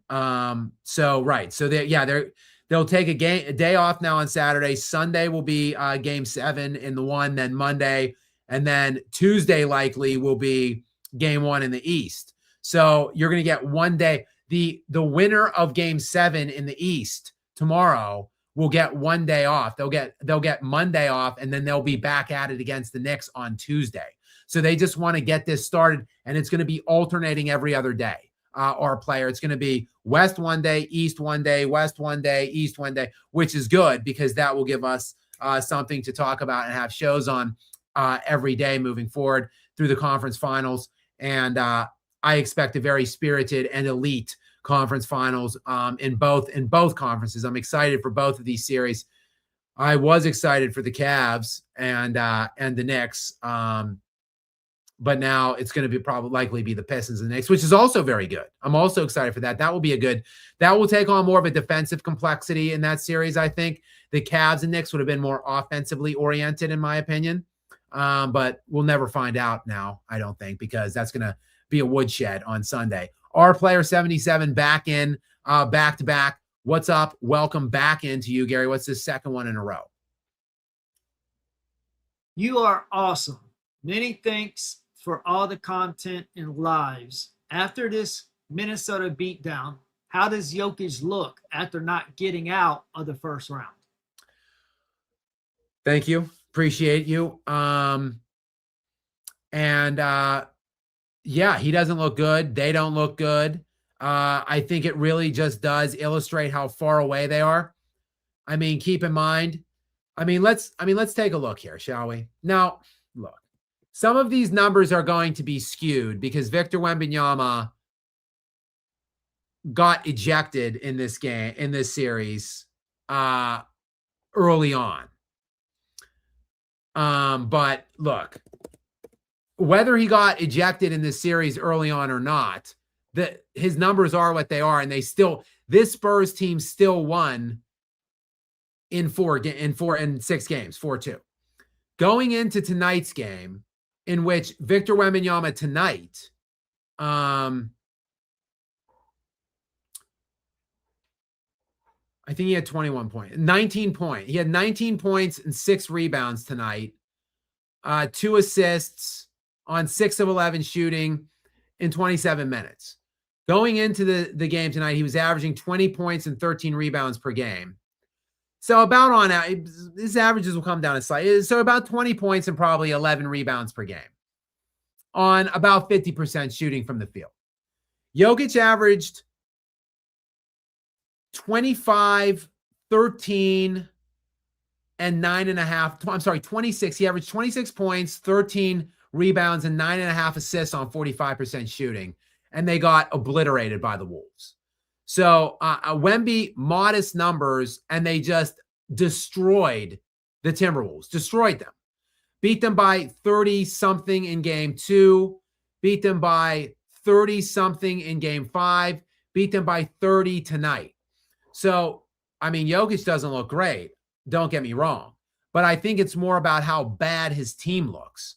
Like, really, how bad does this team look? They got blown to pieces in their series. They lost 4-2.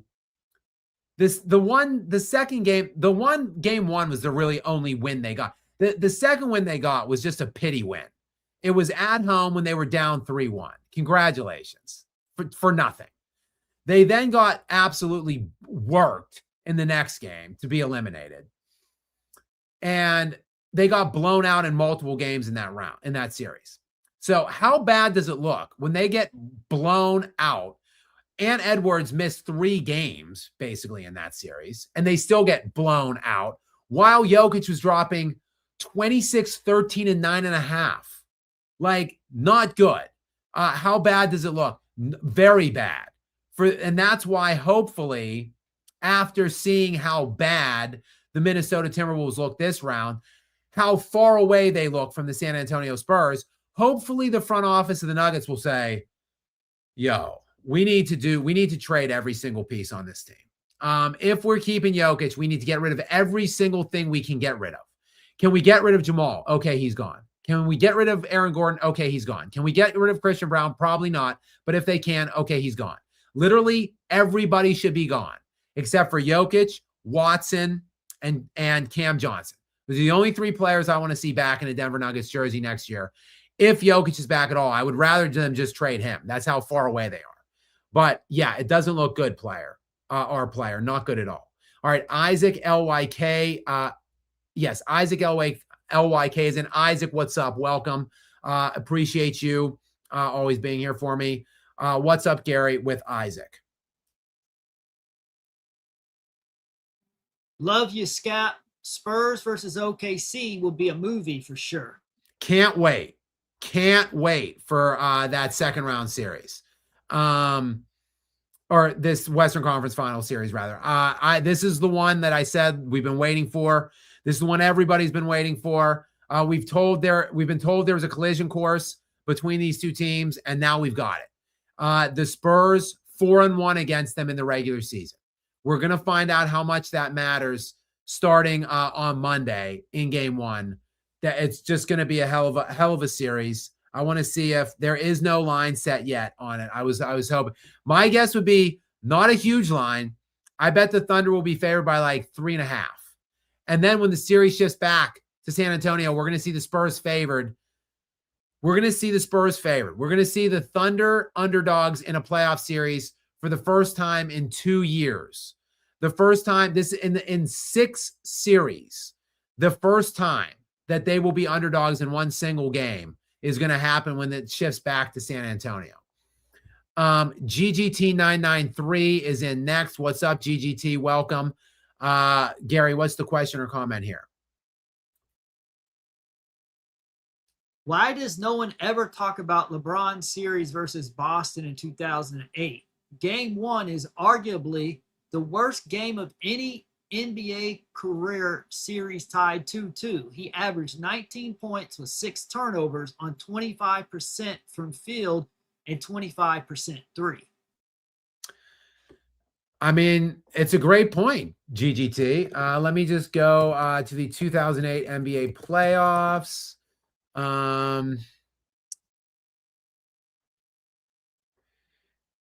The Cavaliers, with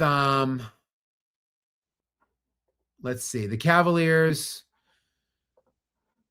they lost 76-72. Then they were down. Then they lost 89-73. Man, look at the scores in these games. Then they won 108-84, then 88-77. So it was a 2-2 series. Cleveland lost game 5, and in that game 5, LeBron good though, 35 points, 12 of 25. They then looks like they won game 6, 74-69. These scores are crazy. But LeBron pretty good though. 9 of 23. Are you thinking of the right year, GGT? Because LeBron's looking pretty good in this series, quite frankly. And he was good in game 7 as well, that Boston won. Actually, this is one of LeBron's least egregious series, quite frankly. Without the home court advantage in 2008 against that juggernaut Boston team that went on to win the NBA championship that year and beat the Lakers. That's actually one of LeBron's finest moments, if you ask me. Are you sure, GGT, you're not thinking about the 2010 series against Boston when the Cavaliers were up 2-1 in that series?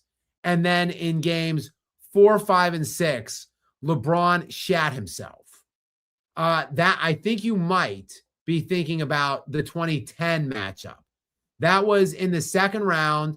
The Cavs had home court advantage throughout the NBA playoffs that year. LeBron was the MVP, and he was doing MVP things in games 1, 2, and 3. He had huge games in games 1, 2, and 3. 12 of 24, 35 points in game 1. Cavs win. In game 2, even though the Cavs lost, LeBron, a decent game. 24 points, 7 rebounds, 4 assists on 7 of 15. Then in game 3, on the road in Boston, with the series tied 1-1, the Cavs blew Boston out, and LeBron was big. 38 points on 14 of 22 shooting to take the 2-1 series lead. Then the choke started. Then Delonte was getting nice with Gloria James. In game 4, Cavs lose that game. LeBron 7 of 18, 22 points, minus 10. In game 5, they go back to Cleveland, tied 2-2, needing to win that game. LeBron James, 3 of 14, 15 points total, minus 22. And they go down 3-2. Then back to Boston. They lose in game 6. LeBron 8 of 21 and a minus 5 in that game. And of course, that was the last game LeBron played in that stint with Cleveland because he ran to Miami. GGT, I think you're thinking of that one. 2010, not 2008. The Human Fund is back in. George Costanza has some wise words of wisdom, Gary, for both of us. Gary, buy more Wemby cards. Skap, get more Kobe's. So I would if I could, brother. Like I said, I got 2 Kobe rookie cards, and they're back from the way back in the day. I didn't buy them recently. I've had them my whole life, basically, or his whole career in the NBA, I should say. Gary did recently acquire a Wemby rookie card. So would if I could get more Kobe's, though. George Costanza. And thanks for being here, as always. Costanza. All right, our player 77 is back in. Gary, what is this most recent comment from him? What did you think of Ant-Man shaking hands with 8 minutes left? My guess is he wanted to get it over with. Why wait to the buzzer? The hell with it. Yeah, I mentioned this in my lead-in. I have been critical of Anthony Edwards in the past because multiple times in the past, he has walked off the court with seconds remaining in an elimination game and not shaken hands with the guys that were eliminating him after he dances all over the court, talks shit on players when he's eliminating them, mixes it up with fans. He's a great front runner, and he's classless when he's losing. So I've said that he's got to get better at that, and he took it way too far in the other direction tonight. With like 8.5 minutes to go in the game, he walked down the sideline and shook hands with all of the Spurs team and congratulated them on moving on to the next round. So I didn't see the post-game press conference with Anthony Edwards, but I sure am interested to get a hold of that that footage once I get off this live stream. Jamos is back in. What's up, brother? Welcome in back into you. Thank you very much for being here as always. I know you are a regular here in the stream, so I do appreciate it. Gary, what's the comment from him tonight? I'm glad this round is basically done. Somewhat predictable, though. Now for the real questions. Universe is on the line for a game-winning shot. Who you got? Bronny, Quincy, AC, or Meta World Peace? You know I'm going with Meta World Peace, aka it's Ron Artest, aka Meta World Peace. Come on, you know I'm going with him. Meta hit that big bucket in Game 7 of the 2010 NBA Finals with the Lakers and the Celtics, and he was blowing those kisses. Kobe hit him with Kobe laced the pass to him, and he hit that big three down the stretch that helped Kobe acquire that 5th NBA championship. You know that I'm going with Ron Artest. And then he was an absolute joy in the post-game presser. It was a hilarious watch for him. He came into the presser with his jersey on still. It was a very raw and emotional display. I've always been a fan, honestly, of Ron Artest. So you know I'm going with Ron, a.k.a. Meta World Peace. Vinsanity the Great is in next. What's up, Vinsanity? Welcome in. Another regular, bunch of regulars as always here, guys. You know I appreciate you. Gary, what does Vinsanity the Great have for us? I witnessed a historic Game 4 and may have jinxed LeBron and the Lakers for wearing a Jordan Wizards jersey at the game. Totally worth it in the end. Incredible choke from behind. The Lakers looked like they had that Game 4. They really did. You know, I'm glad they didn't get it because I had my last sweep video that I was really desperately wanting to get out. Look, that might have been LeBron's last game in a Laker jersey. We'll see. We'll wait and see this summer. There was going to be big storylines percolating around the NBA hot stove in July, LeBron being one of them.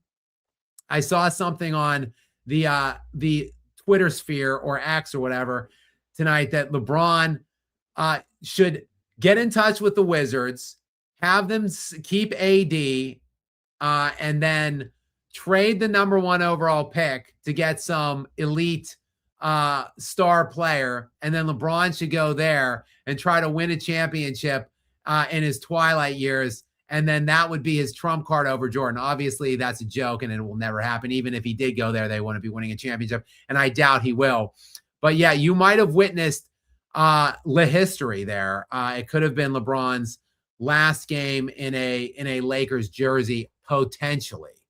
Stefan Piscano back in. Thank you for coming back in and giving us yet another generous donation in support of us. Shout out Vacation Wealth Partners.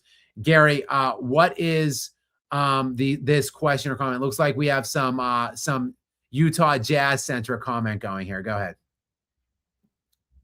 Ranking best players never won a championship. I've got 1, Karl Malone, 2, Elgin Baylor, asterisk, 3, Russ, 4, Ewing, 5, Barkley, 6, AI, 7, Dominique, 8, Reggie, 9, Stockton, 10, the elite Greg Ostertag. So I'm guessing that 10 is a bit of tongue-in-cheek and a little bit of a joke from Stefan there. Yeah, I don't know. I mean, probably Karl Malone would be number 1. I don't know. It's tough. That's tough. Elgin Baylor, great pull there, great name. Yeah, I mean, I think I would put Barkley above Ewing. And then, quite frankly, look, James Harden's got to be on this list too. See, this is what I'm talking about. Like look at James Harden's resume. Look at it. And yet nobody's got that dude sniffing top 5 shooting guards. I mean, Gary, I don't want to start another big thing with you, but where do you have James Harden? I'm not even going to get into that because here's the thing, Scott. you for a living, you make videos and you surround yourself with metrics and lists all the time. That's what you do every day. I don't do that. I would have to do a deep dive and make a list, because when I told you earlier I don't have a list, you had said, well, just say it, you know, and I'm like, I don't have, I don't know. So I don't know where I would rank Harden. And I don't even want to try. I know what you're going to say. You're saying, well, just ballpark it. I'm saying I don't even know where to ballpark it. I'm not sure. He'd be somewhere in the top 100. That's the only way I can ballpark it. I don't know where I would have him because, yeah.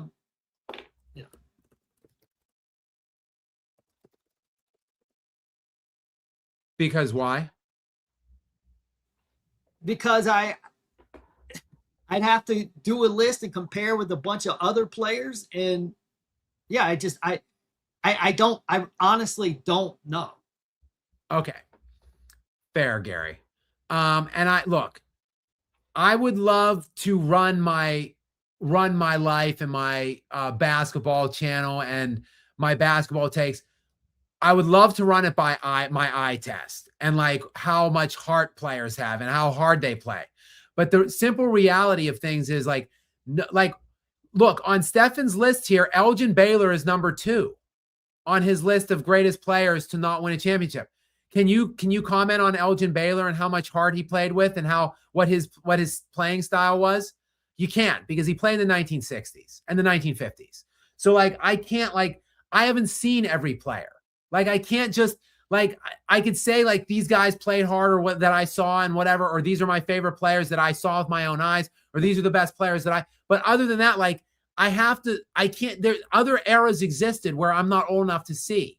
And all I can say is this: James Harden, Gary, is 9th all time on the NBA scoring list. And he's going to be 8th or 7th if he keeps playing. He is going to pass next year, maybe, Wilt Chamberlain. He has an opportunity to pass Dirk Nowitzki and Michael Jordan. That's James Harden. And it's not like it's strictly a longevity award either for James Harden, because he was an elite scorer, peak scorer. Gary, he won 3 consecutive scoring crowns, 3 in a row, including one of the greatest individual scoring seasons in league history, 36.1 points per game in 2018-2019, 36.1. That is more than every year Michael Jordan had other than one. It is more than any Kobe year.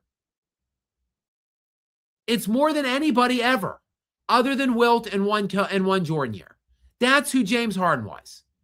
And he ain't in the top 5 shooting guards because he doesn't have a championship. So like individually, James Harden, if you just take away championships and team accolades altogether, James Harden's probably the 3rd best shooting guard ever. He's probably behind, it's Jordan, Kobe, and then it's James Harden. But realistically, well, Jerry West is probably above him, and Jerry West lost freaking 8 champions. He's 1-9 in the finals, but he got one. Dwayne Wade is probably ahead of James Harden. Not probably, definitely. Dwayne Wade consensus is above James Harden. Dwayne Wade individually isn't even close to James Harden. James Harden has a league MVP, and he should likely have 2. But yes, there are ramifications for failures, unfortunately. Like if he just got 1, it would change everything drastically. But he didn't. Like he's not even on Stefan's list here, but he should probably be. I think 100% James Harden is one of the 10 greatest players to never get a ring. And I agree Russell Westbrook's on that list. And me and you quibble and argue about Russell Westbrook all the time. But Russell Westbrook's definitely should be on the list. So should too Chris Paul. I know you're big on Chris Paul and you have him over Russell Westbrook. He should be on this list too. I like a lot of the players that Stefan has brought to us on this list, but I think that Chris Paul should probably be on it, and so should James Harden be on it. Though somebody's got to be left off of it. You know, like these are all great entries and great suggestions, other than Greg Ostertag, of course. But I think as much of I am a huge Russ guy, huge. And obviously Stefan agrees with me because he's got Russ at 3 on this list. But you can't have Russ at 3, Stefan. Come on. And have no CP3 and no James Harden anywhere on the list. But look, I agree. There's been a lot of great players. I would say Gary Payton. Well, Gary Payton has a ring because he coattailed his way on the Miami Heat with Dwayne Wade and Shaquille O'Neal. But Gary Payton would have been on my list too otherwise. Pretty good looking list, Stephen. You got to kick off Greg Ostertag and put on probably Chris Paul or look. I think James Harden's better than Chris Paul for sure. James Harden. Look, as much as John is saying that I skipped over. Hang on, John is saying I skipped over his other super chat. I don't think that's true. Third one from the top. Yeah. Go to the very top. Yeah, he's the second and the third. I looked at it moments ago. Okay, John, my apologies. Let's go back up to the top. Give John a shout out. Sorry. Thank you for giving me another super chat to let me know I skipped over one of your other super chats. I appreciate you, sir. Thank you. And sorry for skipping over. Go ahead with John's one that we missed from earlier, Gary. This is beyond an absolute trap series for the overrated Thunder. They have been tested, but in this postseason, their competition has been a box of newborn puppies. They aren't ready for an actual team. I can see the Spurs winning this series, which would be a crushing blow to SGA. It really would. If SGA, who was 27 or 28 years old, let me see how old SGA is right now. He is 27 and he turns 28 in July. So he's July 12th. So he's a little under 2 months away from 28. He's got back-to-back league MVPs. People are already calling him peak Jordan. They're already passing him by Kobe. The Spurs are coming. The Spurs will be the best team in the NBA starting next year. The Thunder have the best record in the NBA this year. They have home court advantage right now.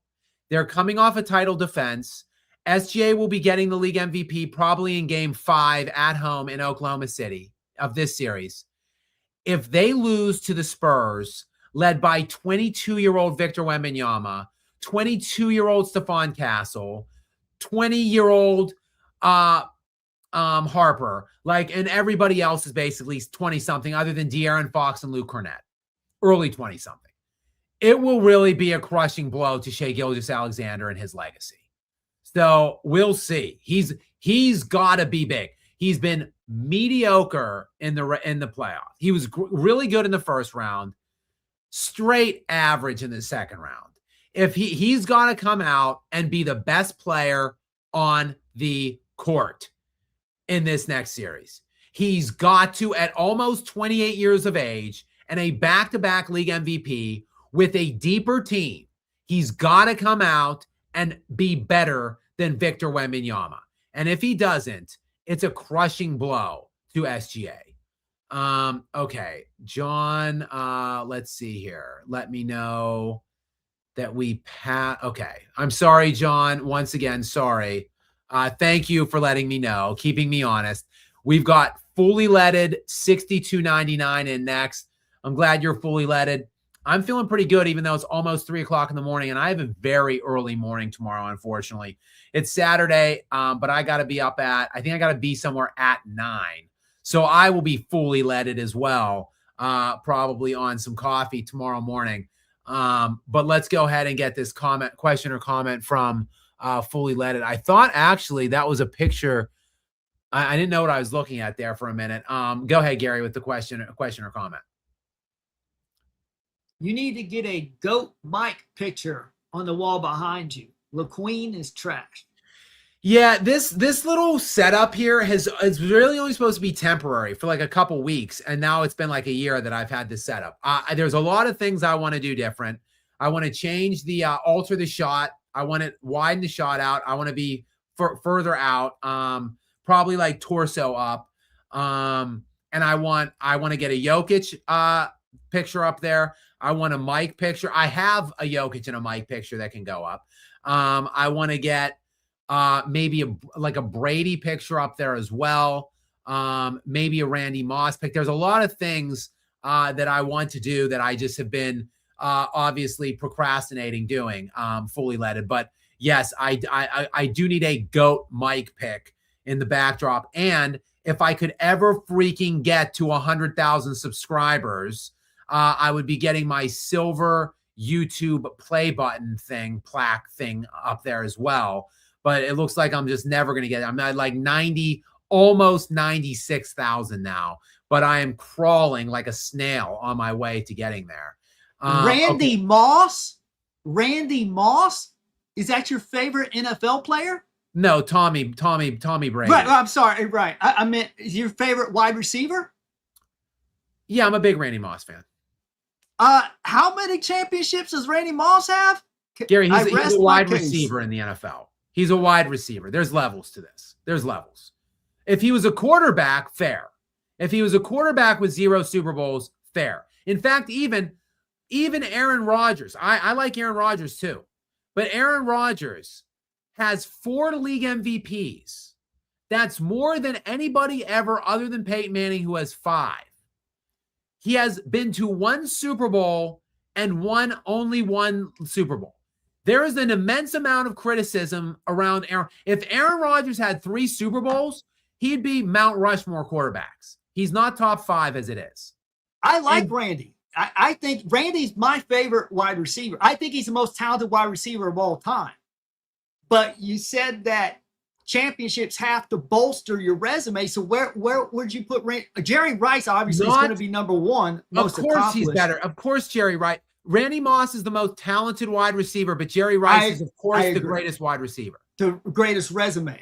But Jerry Rice, I'm saying, where would you put Randy Moss on wide receivers?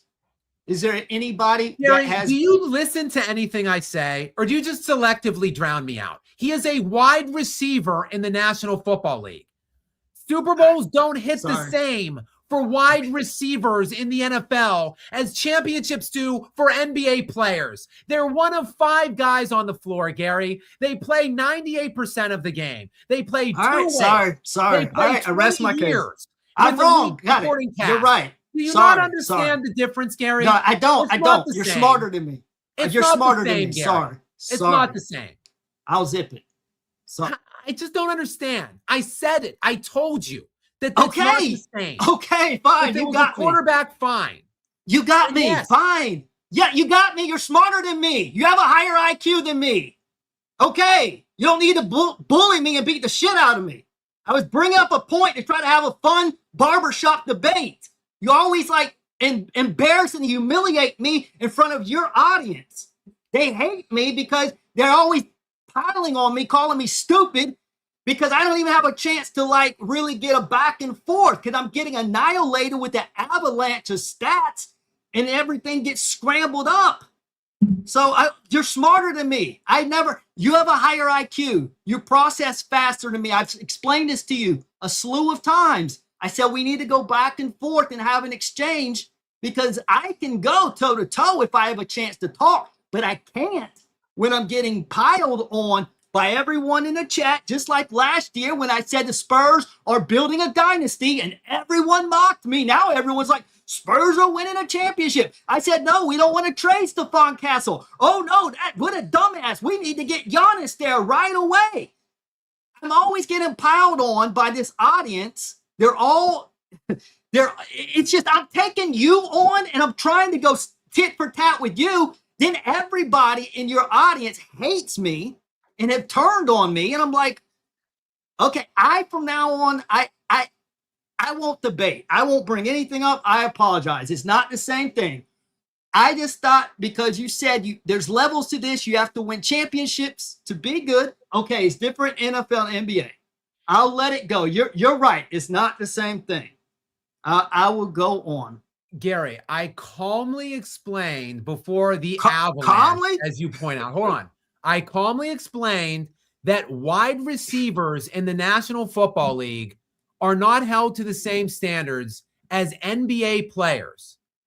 You can't. I didn't argue. Why are you? I'm not arguing. I said you're right. Because Gary, Okay, you tried to catch me in an aha moment with your ridiculous double standard of that's supposed to be the fun of it. But Skap, how can you have Randy Moss as the second best wide receiver when he didn't win any Super? Gary, stop it, because that's a ridiculous premise. Ridiculous. Peyton Manning has more first-team All-Pros than Joe Montana and Tom Brady combined. He has more league MVPs than Tom. He has the same number of league MVPs as Tom Brady and Joe Montana combined. Peyton Manning is the greatest statistical force ever to play a quarterback. Nobody has him over Joe Montana or Tom Brady because he didn't win enough in the playoffs. So yes, football players are held to that standard, Gary. Quarterbacks, though, not wide receivers. Certainly not Randy Moss, when these are some quarterbacks he played with. Dante Culpepper, Randall Cunningham, Jeff George, Brad Johnson, Matt Castle, Kerry Collins, Colin Kaepernick. Those are some of the 20 quarterbacks Randy Moss played with. Randy Moss had, 1 year with Tom Brady, and they went 17-0. And yes, they lost in the Super Bowl. But give Randy Moss a decade of Tom Brady. Give Randy Moss what Jerry Rice had with Steve Young and Joe Montana. He would have a hell of a lot more than 0 Super Bowls. But he's a wide receiver in the NFL. He still put up those crazy numbers, even playing with 20 different quarterbacks. He played with Dante Culpepper for the best years of his career. Dante Culpepper, who he made an All-Pro, who was out of the NFL at like 32 because he was a bum. But Randy Moss made him an All-Pro. So you try to get clever and tricky with me and try to back me into some aha moment about how can I not have Randy Moss being a bum because he doesn't have any Super Bowls when I say that Karl Malone is an underachiever with no ring. It's not the same, Gary. It's just not. It's Hio is in next. I'll take this one because it's quick. And I've been talking about this. KD to Denver, perfect with Jokic. I don't like it. It's Hio. I reject this trade. I do not want it. The only way, no, there is no way. Because they're going to have to give up one of their major trade chips, which would be Jamal Murray, probably, to get him. And there's no way that you exchange Jamal Murray for like 1 year of Kevin Durant. Jamal Murray is like the only valuable piece they have. So like they got to use it. They got to flip Jamal Murray for like 2 good young defensive assets. Like I want to flip Aaron Gordon and Jamal Murray for like 4 modest offensive pieces that are just elite defensive athletes. Like I want, and one of them should be a rim protector that could play with Jokic on the floor. And then 3 of them should be elite, like 6'8", athletic, interchangeable defensive wing type players. Like that's what they should be trying to get this summer for Jamal Murray and Aaron Gordon, not a 38-year-old semi-washed up KD who may or may not be ready when the playoffs come around. All right, we've got an icon in now. Welcome back in. Obviously, Space Mountain is in, the great Ric Flair, who was in the chat last time and also commented on the live stream once it ended and the actual comments were open. Rick came in and commented on that as well. And Rick, again, it's an honor and a privilege to have royalty in here. I can't say enough. I appreciate your support and your ongoing generosity. Gary, what does Ric Flair have for us? I've always admired the Spurs culture since Pop took over as head coach. I hope San Antonio can pull off the upset. Either way, I hope we see a great Western Conference Finals. I believe that it will be a great Western Conference Finals. I think the Thunder they have earned and deserve to be the favor line. I think, I don't know though. I honestly don't. I've been thinking this over basically since the second half of tonight's game. I think the Spurs have a real shot. They got to split. If they get one of the look, if the Thunder win both games 1 and 2, they're going to win the series.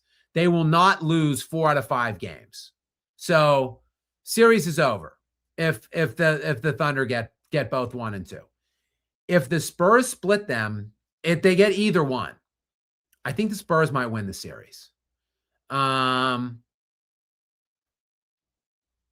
It's gonna be a dogfight. I can't wait. I am so excited for this series. I am as excited for this series as I have been in a decade, probably. Typically, I only have anxiety and angst and fear when I'm watching series, like big series, like anxiety and fear for my team losing, or anxiety or fear for a team that I really hate winning. Typically, I don't just enjoy a really great series. It's like bad series that don't really have much stakes, that are just that I don't have any connection to, that I enjoy watching.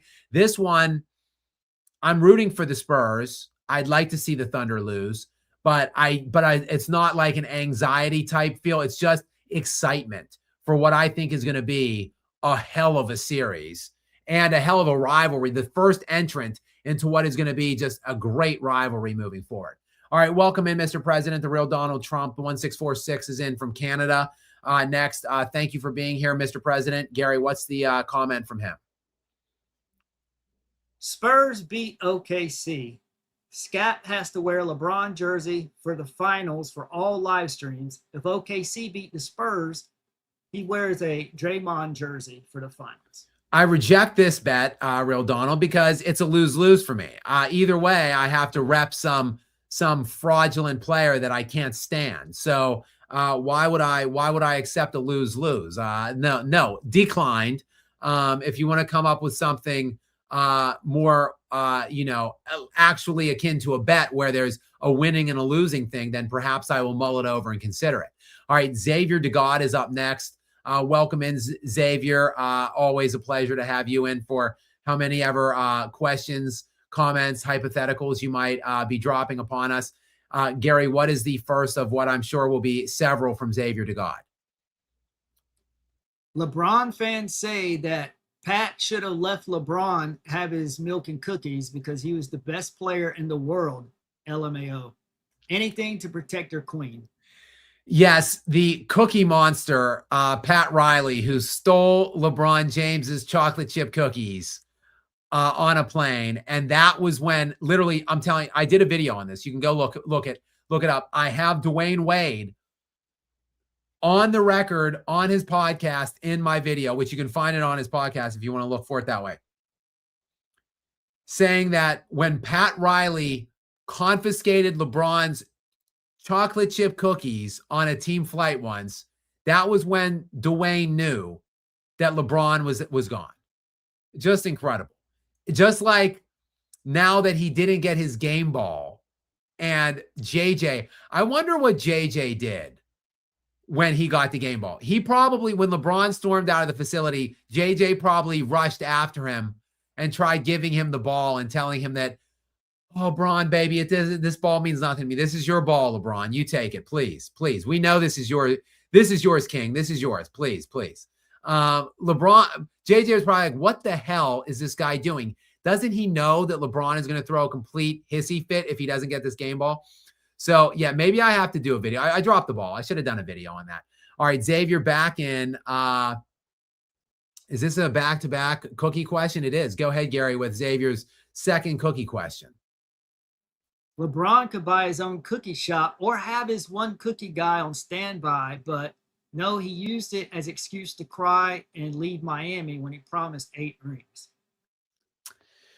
Yeah, not 1, not 2, not 3, not 4, not 5, not 6, not 7. Yeah, we all know. He all said it.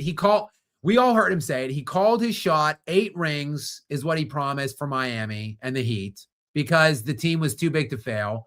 They should have at least won 4 straight that he was there for. Kobe would have won 4 straight with that same supporting cast against that same competition. Jordan would have won 4 straight against that same comp with that same supporting cast.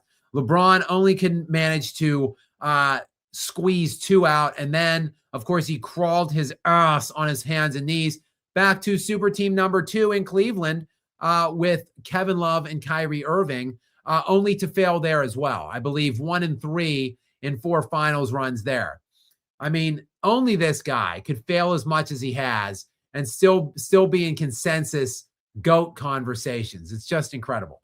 All right, the real Donald Trump is back. is back in. Go ahead, Gary, and read this one. Skip Bayless is a more handsome Skap attack.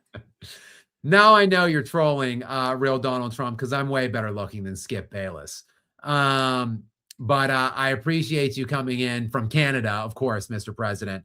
And I'm waiting on an actual legitimate bet if you want to come up with one. In the meantime, we'll go to Stump again, 4522. What's up, Stump? Welcome back into you.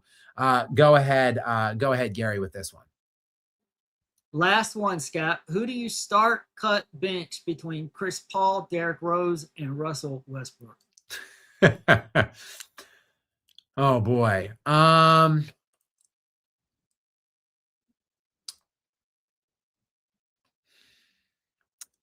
going to cut Derrick Rose just as a cop out because he's hurt. I'm just going to assume he's injured.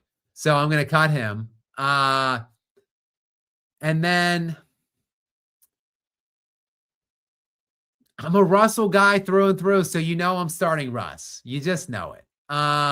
Though I wouldn't push back. I would not argue the Chris Paul, Russell Westbrook point. I really wouldn't. If someone puts Chris Paul over Russ, then I would agree. I would, whether I agree or disagree, it wouldn't be one that I'm willing to go to battle over.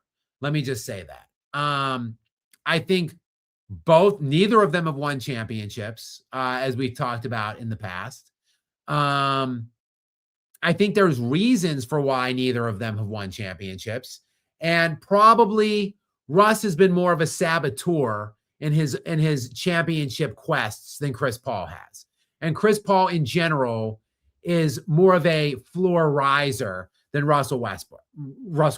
But Russell Westbrook is an elite all-time force to the basket and an all-time stat stuffer. And quite frankly, look, Gary and I have fought enough tonight. I don't want to pick on Gary or call Gary out at all. That's not what this is intended to be. But Gary, look, there's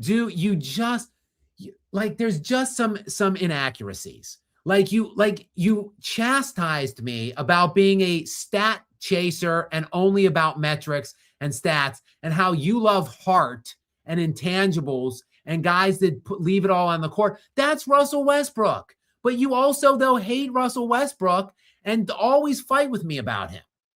So it just seems like there's some guys that you pick on and some guys that you defend, and I can't gain any level of I just don't get it. You dislike Russ. You do, and you say you don't hate anybody and you don't dislike anybody. That's what you'll tell me. But you fight with me all the time about Russ, and it is fair. Some of the things you say are fair, and I admit it, and I've admitted it to you, even live on here. And I say that if we go live and debate each other on Russ and KD, I don't even know that we're that far off on Russ and KD. But one thing Russ does have is an immense amount of heart and drive, and he plays hard as hell all the time. So he does have that. And he does stuff the hell out of the box score. And damn it, I don't know why I have a soft spot in my heart for Russell Westbrook. Stump.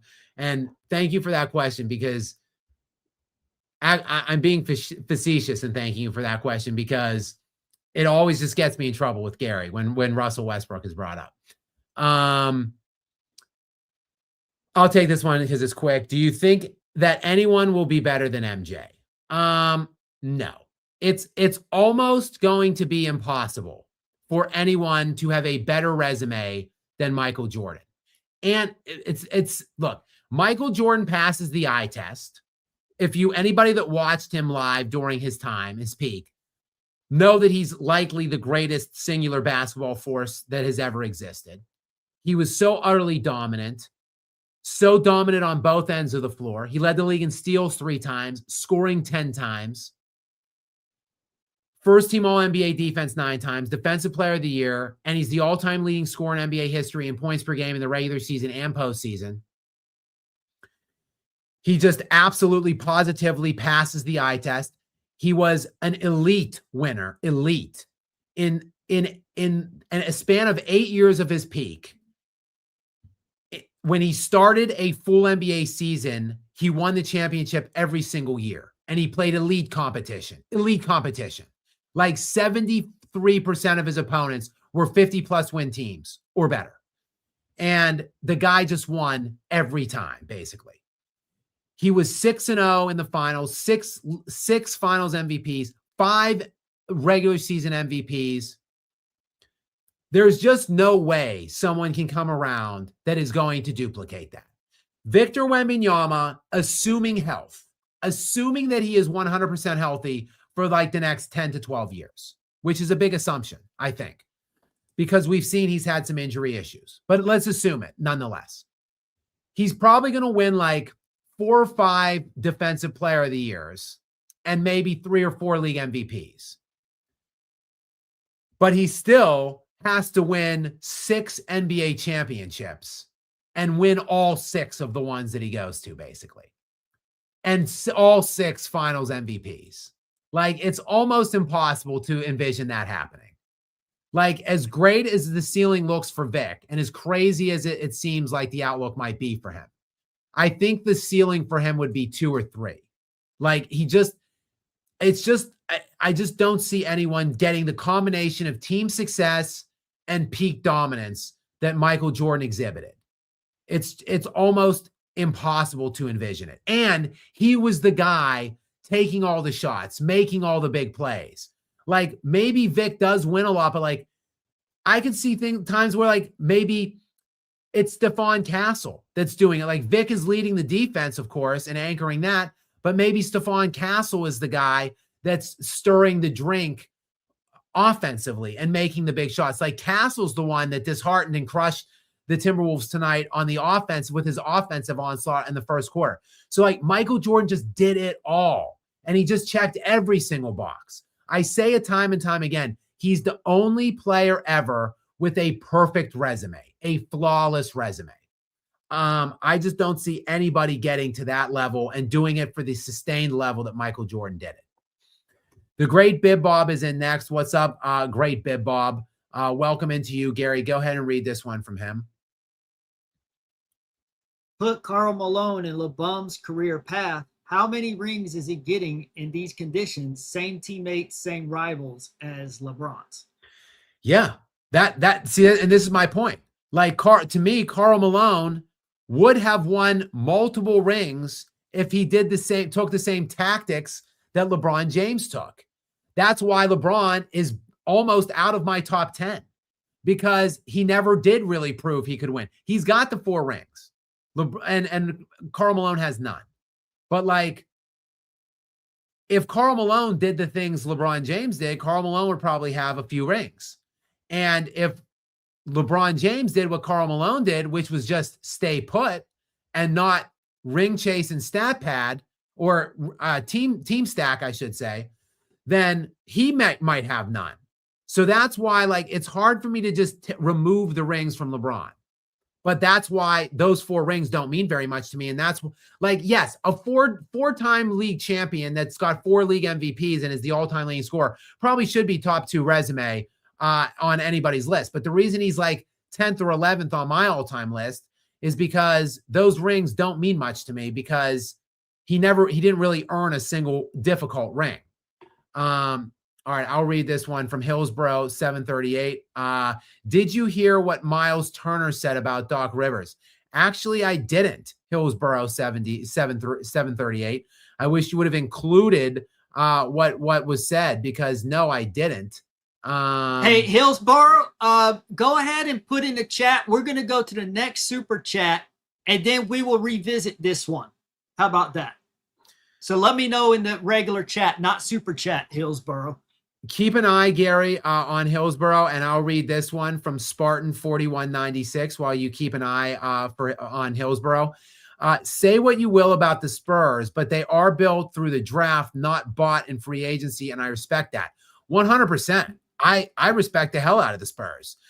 They have an elite team, an elite supporting cast for a top 2 or 3 player right now who's only 22 years old. That's credit to San Antonio and the tremendous team building and roster development that they've done there in San Antonio. I've got nothing but good things and kind words to say about the San Antonio Spurs. Gary, did Hillsborough come back in or did we lose Hillsborough? He hasn't responded yet. So okay, let me read like the next maybe 2 and keep an eye, and then I'll turn it back over to you, and we'll just have to move on from Hillsborough's question if we don't hear from him. GGT9993 is in next. Look at games 1 through 4 versus Boston in 2008. Oh, so he's back. He's back on the 2008 run. But here's the thing, though. Here's the thing, though, GGT. Even if LeBron's first 4 games were bad in games 1 through 4, which, okay, let me go look. Game 1, 2 of 18, 12 points, terrible. And they only lost by 4 points. They lost 76-72, and he was 2 of 18 for 12 points. Yikes, that is terrible. Then they lost game 2, 89-73. And LeBron was 6 of 24 for 21 points. Also terrible. Then in game 3, 5 of 16, 21 points. I mean, yeah, these are all horrendous games.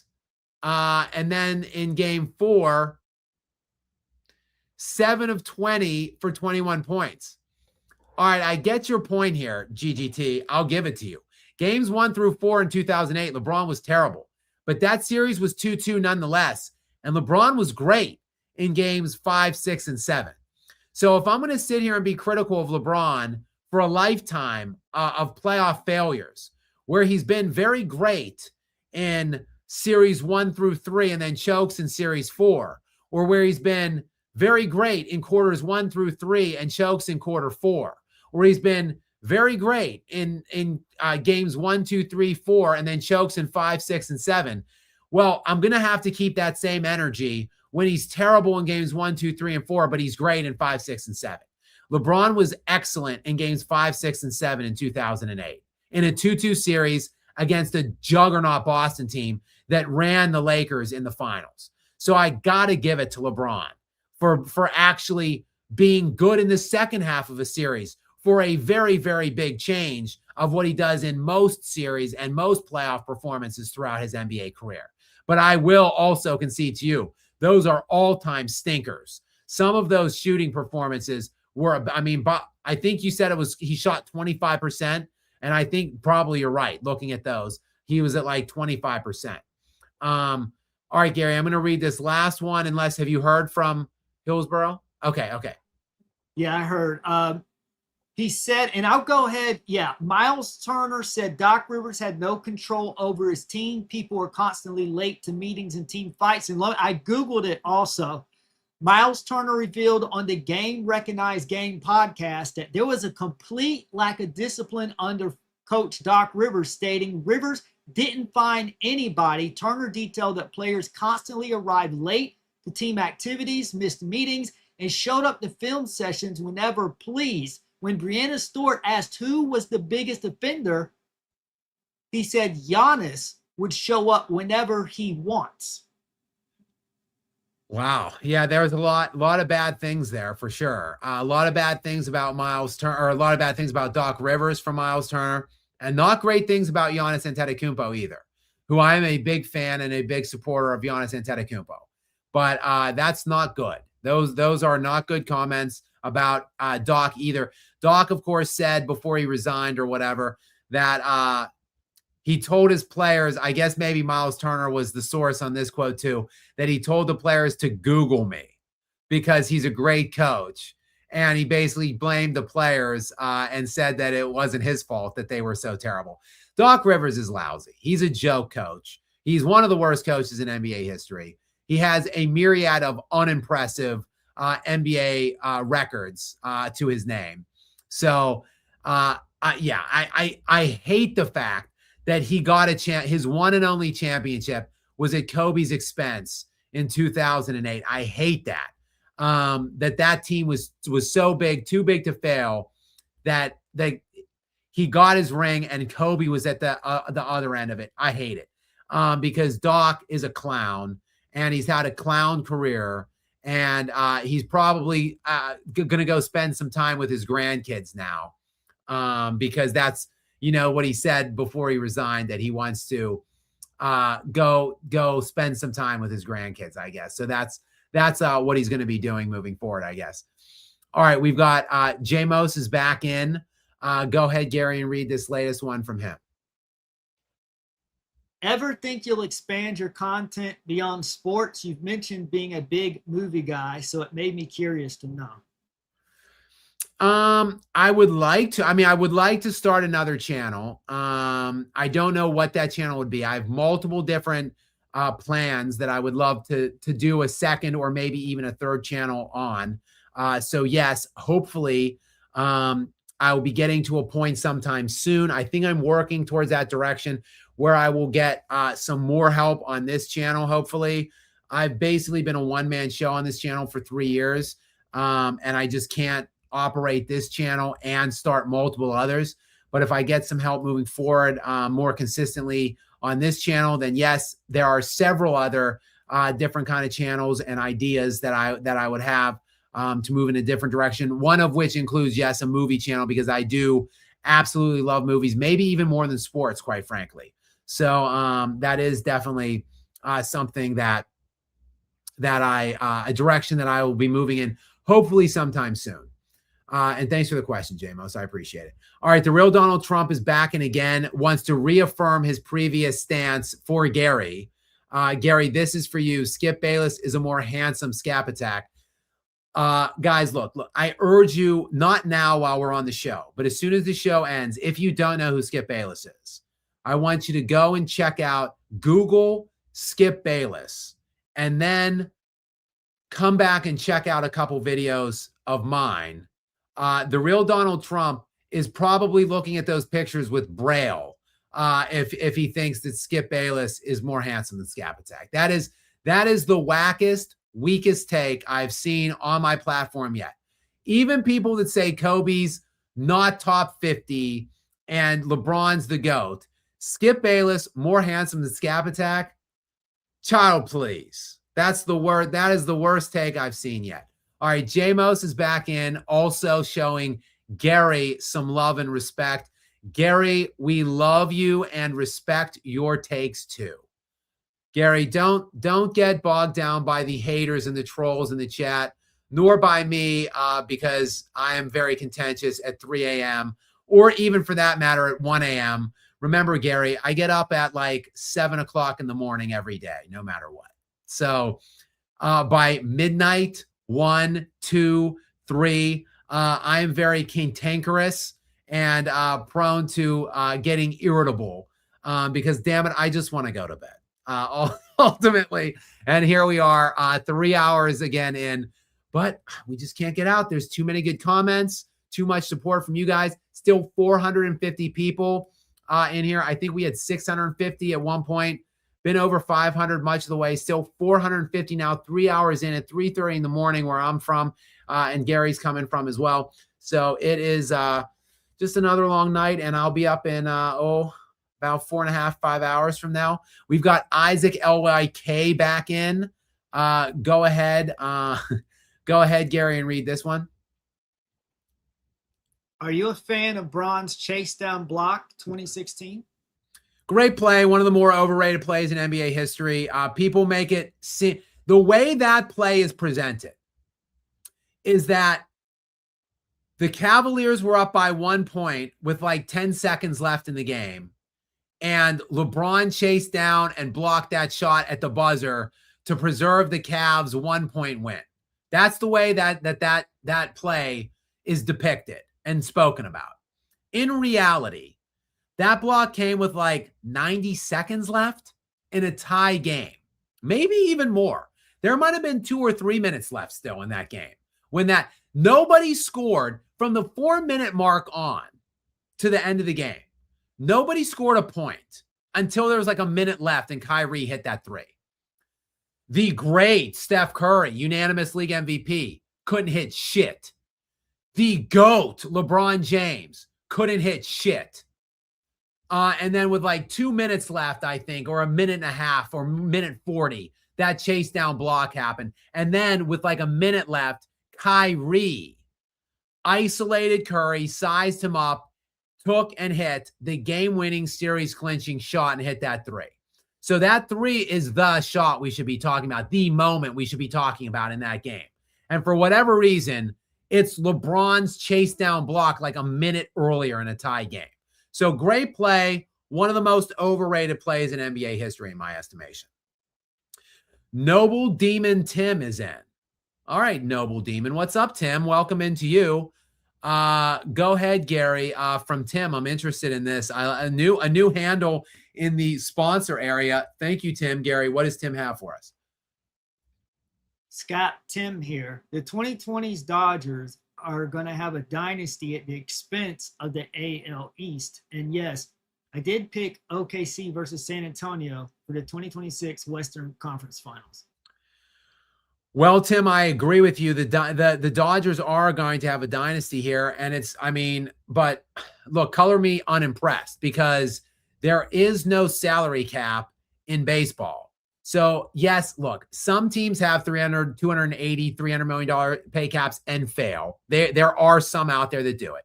So it's not like a $300 million salary cap or a pay cap necessarily guarantees titles, but it certainly enhances your likelihood.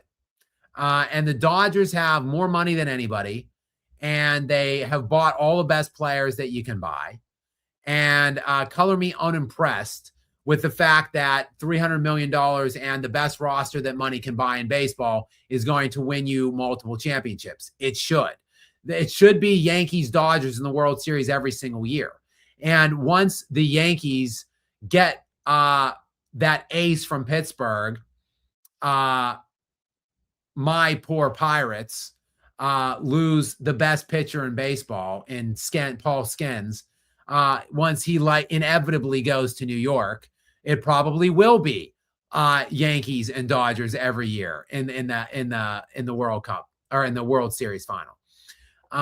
Sorry guys, my lack of sleep and time is starting to show. But we've got Spartan 4196 back and again. Go ahead, Gary, with Spartan's take.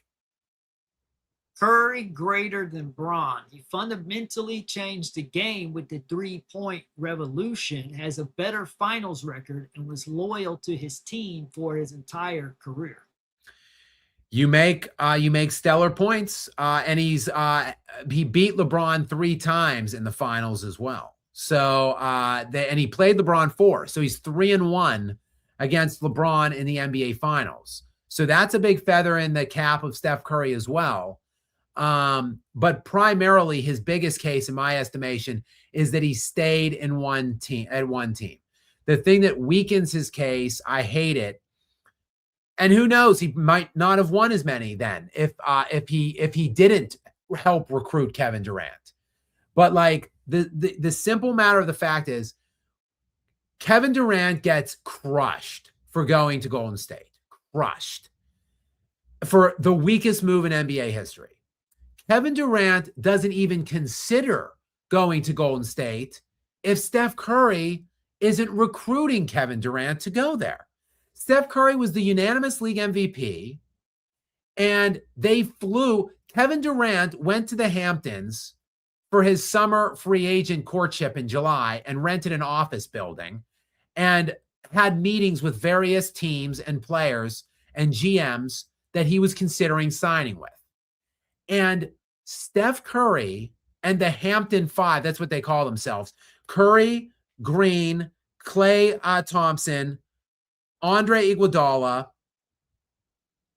and I guess Durant became the fifth. But those four boarded a plane and flew on a private jet to the Hamptons across the country from Golden State to get in a meeting in an office building and beg Kevin Durant to come sign with them.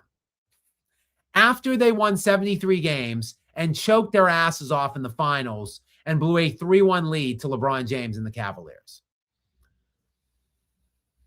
Not good. Not a good look for Steph Curry. So those two rings really don't mean a hell of a lot to me. They mean as little as LeBron's 4 and as little as Durant's 2 that he won with Golden State. So it's tough. You're presenting two bad cases for me here, Spartan. But in the bad case of both, you can make a good case for Curry because two of his rings are real, at least. That's 2 more than LeBron's, and he didn't run away. He brought Durant to him, whereas LeBron ran to D Wade. So, I mean, you can make a viable case that Curry is greater than LeBron, and I think it is close. I've got Curry. LeBron and Curry are both 10 through 12 on my all-time list. So they're right in the same tier, kind of interchangeably with each other. And I wouldn't really argue much either over the other. All right, Tim is back in.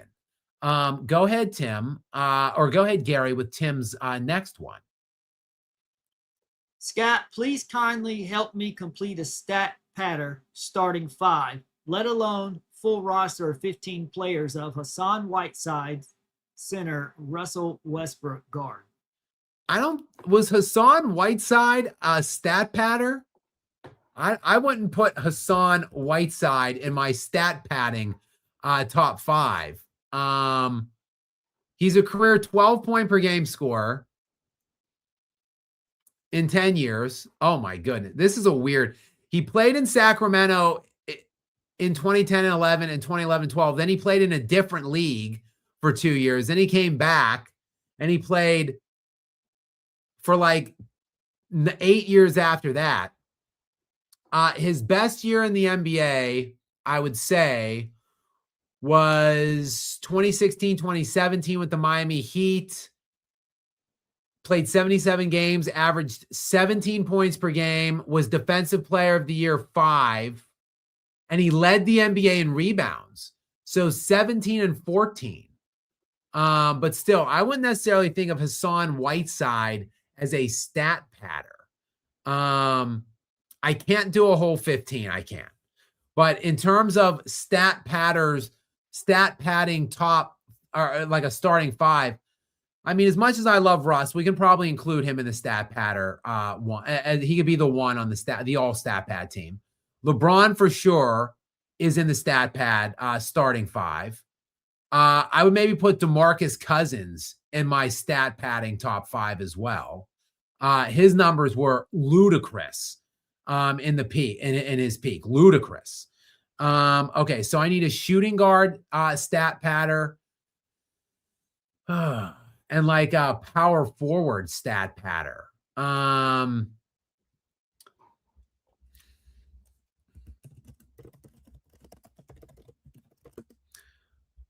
Whoops. No. I want to cancel that. I nearly shifted away from the live. Let me make sure I am still live. I am. All right. I'm looking for a 2. Can we go with DeMar DeRozan at the 2, maybe? DeMar DeRozan, 16th on the all-time NBA scoring list. This guy has some crazy years. 27 points per game one year with the Toronto Raptors. A couple 23-point per game years. He's a 21-point per game career scorer. I'll throw DeMar DeRozan in my stat pad mix for the guard spot. I need like a 4. Goodness gracious. Oh, I don't know.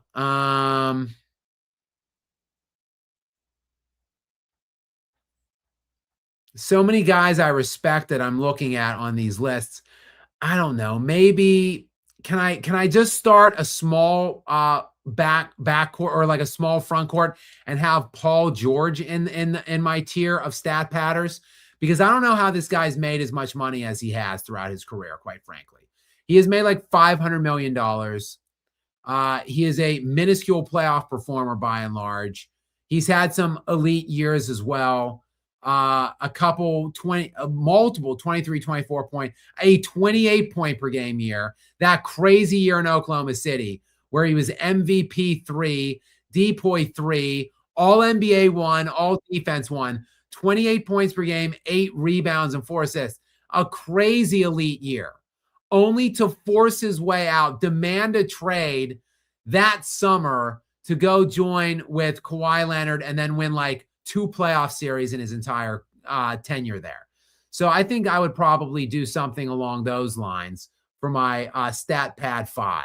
All right, we got GGT 993 next with another Russell Westbrook, a back-to-back Russell Westbrooks. Gary, I'll read this one to you since you're going to obviously love this one, I think. You want to read it? Gary wants to read it. Okay, Gary wants to read it. No, yes, no, yes? Go ahead. No, I'll read it. I thought you were saying I was going to respond to it. I'm saying, no, I'm not going to respond. I'll read it. Russell Westbrook is a ball hog, turnover prone, can't shoot, inefficient, and his defense is inconsistent. How could KD win with a guy like that? Yeah, could not agree more. KD, his career with in general without Steph Curry, I think it's around 500. I think he's like 5 games over 5. 68 and 61 career playoff win-loss without Steph Curry. He's like 32 and 12 with Steph Curry. So let's take Steph Curry and that super team off of the queue, shall we? KD can't win with anybody because KD's a loser too. And this is probably where Gary and I would disagree, I think. He just thinks Russell Westbrook's a loser, and that's fine. If you want to think he's a loser, I am okay with that. He is. He's never won. He's never won a championship. And we started this whole thing off with Gary and I disagreeing with the burden of winning. Russell Westbrook's an NBA MVP. He has absurd statistics. He is the greatest point guard ever statistically. And he has played with great supporting casts, and he's never won. So it's okay to call him a loser. But I'm not going to say that KD's a winner because he gravy trained 2 rings with Steph Curry. Because otherwise, KD is 68 and 61 in his postseason career. And that's not just with Russell Westbrook. That's with other guys. And that's with whatever the hell he did this season too, where he just didn't show up and play at all in that series. But it's fair to be critical of Russ, but I'm not going. This is the thing. If you want to defend Russ, then I understand to some degree the defenses of Kevin Durant. But I'm not going to defend one and then crush the other or vice versa. I do crush KD from time to time, but KD does have the 2 rings. And I, quite frankly, think highly of KD. I have thought very highly of KD this year, this specific series where he let LeBron win a first round really annoyed the hell out of me. But I'm at least able to admit that my defense of Russell Westbrook is inconsistent with all of my other takes. And I do pride myself with not being a hypocrite and being consistent. And Russell Westbrook is the one guy that I am inconsistent with, but I can admit that. And accept that. And I've said it multiple times that I, for whatever reason, have a soft spot in my heart for Russ. And maybe I shouldn't. But let's not just pin it all on Russell Westbrook GGT, because Kevin Durant was also part of the choke equation in Oklahoma City. And then he went elsewhere and gravy trained too, and then has been miserable everywhere else. He should have just stayed in Golden State. Like LeBron should have just stayed in Miami, KD should have just stayed in Golden State. And he would be thought of much higher right now. All right, Ruthless Raider 78 is in next. Go ahead with Ruthless Raider, Gary. Just coming through to say what up, Skap. Respect. Respect to you, Ruthless Raider. Thank you very much for being here and for all of your support this postseason in these lives. I do appreciate it. Rand Moss 45 is in next. Question for Skap. Okay. I guess I'll read this. It's to me and Gary. Question for Skap and LeGary. Most underrated movie. That's a crazy question. It's just such a on the spot question, and it's difficult for me to think of a movie that I think is super underrated off the top of my head. I will say, I don't know. It won some Academy Awards. I want to say Kim Basinger might have won an Academy Award for Best Supporting Actress for this film. But I think that might be it. It was up for a number of Academy Awards, but it didn't. Okay. Wow, it did win. It won Best Supporting Actress, Kim Basinger. It won Best Director. No. The LA Confidential did not win Best Picture, did it? Gary, do you know? I don't think so. I'm not sure. I actually haven't seen it. What? I'm not sure. Yeah, I haven't seen it. What? Wow. I'm going there. I didn't think it won. Okay, Academy Awards. Best Supporting Actress. I said it won that, Kim Basinger. It also won Best Screenplay. But other than that, it was nominated for Best Picture, lost. Nominated for Best Director, lost. Best Art Direction, Cinematography, Film Editing, Original Dramatic Score, Sound, lost them all. It won 2, only Best Supporting Actress and Best Screenplay. LA Confidential is one of my 10 favorite movies that I've ever seen. And sometimes best movies and favorite movies don't overlap. But I think LA Confidential is not only one of my favorite movies, it's one of the best movies I've ever seen. I think that it should have won Best Picture that year. I think it is the most underrated movie in my book. In fact, it's so underrated that film buff and historian Gary has not even seen the movie. So that for sure would be my most underrated. Gary, what would be one from your list?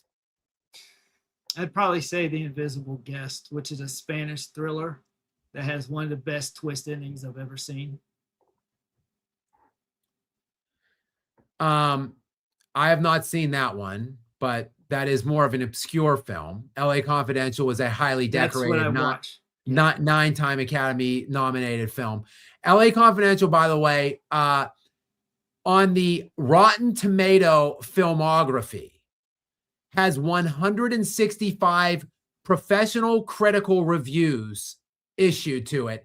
99% from the critical reviews for LA Confidential, 94% from the audience.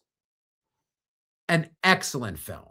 And an homage, noir throwback kind of a film based on Mickey Cohen drug time in Los Angeles. A star-studded cast. This movie from 1997, so many years ago. But starring Kevin Spacey, Russell Crowe, Guy Pearce, James Cromwell, the aforementioned supporting actress of the year, Kim Basinger, and Danny DeVito in the film. A star-studded cast and a terrific film. Terrific. One of my all-time favorite movies. Might even be top 5. Definitely top 10. I don't really order my top 10, but it has been a staple in my top 10 for 30 years? Is 97 30 years ago now, Gary? Is that how long? 29 years? So basically from the time I've seen it, I've seen thousands of movies since. 10,000 movies probably since I've seen that movie. And that movie still is one of the 10 best I've ever seen. So that one I would say is my most underrated. And Gary, my goodness. If I watched, what was the name of your Spanish what? The Invisible Guest. It came out in 2016 it's in Spanish subtitles, and it has the greatest twist ending I've ever seen. It will have your jaw on the floor. It's just so well executed. Okay, I will watch The Invisible Guest if I could find it. Any ideas of where I could find it? What streaming platform? I think it's on Amazon Prime. I can double check that. It used to be on Netflix. That's where I saw it.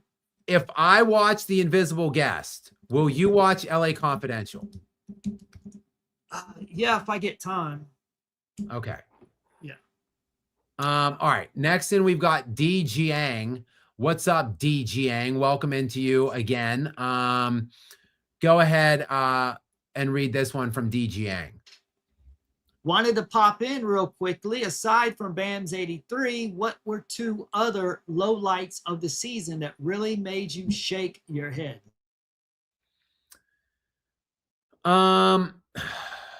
Durant sitting out around one. Yeah, that's a definite low point for sure. And then honestly, I would just say all the injuries to the Nuggets. They looked so good to start the year. I mean, they were 12-3 or 13-3 to start the year. They were the number 1 net rated offense. They were the number 2 net rated defense. Nikola Jokic was just on fire. And then their whole roster systematically got hurt one by one. And I think if I had to pick one specific moment, it would be Jokic's injury, who the guy never gets injured. He's played more games in the last 10 years than any player in the entire NBA. And he's never had a significant or substantial time missed to injury moment. And then this year, he gets stepped on by, I think it was Spencer Jones, friendly fire. Jokic was backpedaling on defense, and Spencer Jones, his own teammate, stepped on his foot, and Jokic pulled his leg back and hyperextended his knee. And he was never right after that. And they were never right after that. So that's certainly a massive low light for me, is just how I don't think they could have won. I don't think they could have beat the Spurs and the Thunder. They might have been able to beat one of those teams in the playoffs, not both, which is what they would have had to do. But still, to never even see this Nuggets team get off the ground in what was probably their best roster ever, and now they're going to probably have to blow the whole team up. That was definitely a real low light for me. Spartan 4196 is up next. Go ahead and read this one, Gary, because I agree. Blake Griffin is criminally underrated. He's not necessarily criminally underrated. He just was criminally injured, and he could never get right. Blake Griffin, in fact, he started his career not right. He came into the NBA and missed his entire first season in the NBA. But then his second season, which was really his rookie season, was arguably the best rookie year this century. Yes, I said it. Better than LeBron, better than Luka, better than Victor Wembanyama. That's how good Blake Griffin's rookie season was. And if you don't believe me, this guy not only won Rookie of the Year his first year at 21, he was selected an All-Star, and he finished 10th in league MVP vote as a 21-year-old rookie who played all 82 games and averaged 22.5 points per game, 12 rebounds, 4 assists, and 1-ish steal on 51% shooting. That is insane good. That is crazy good.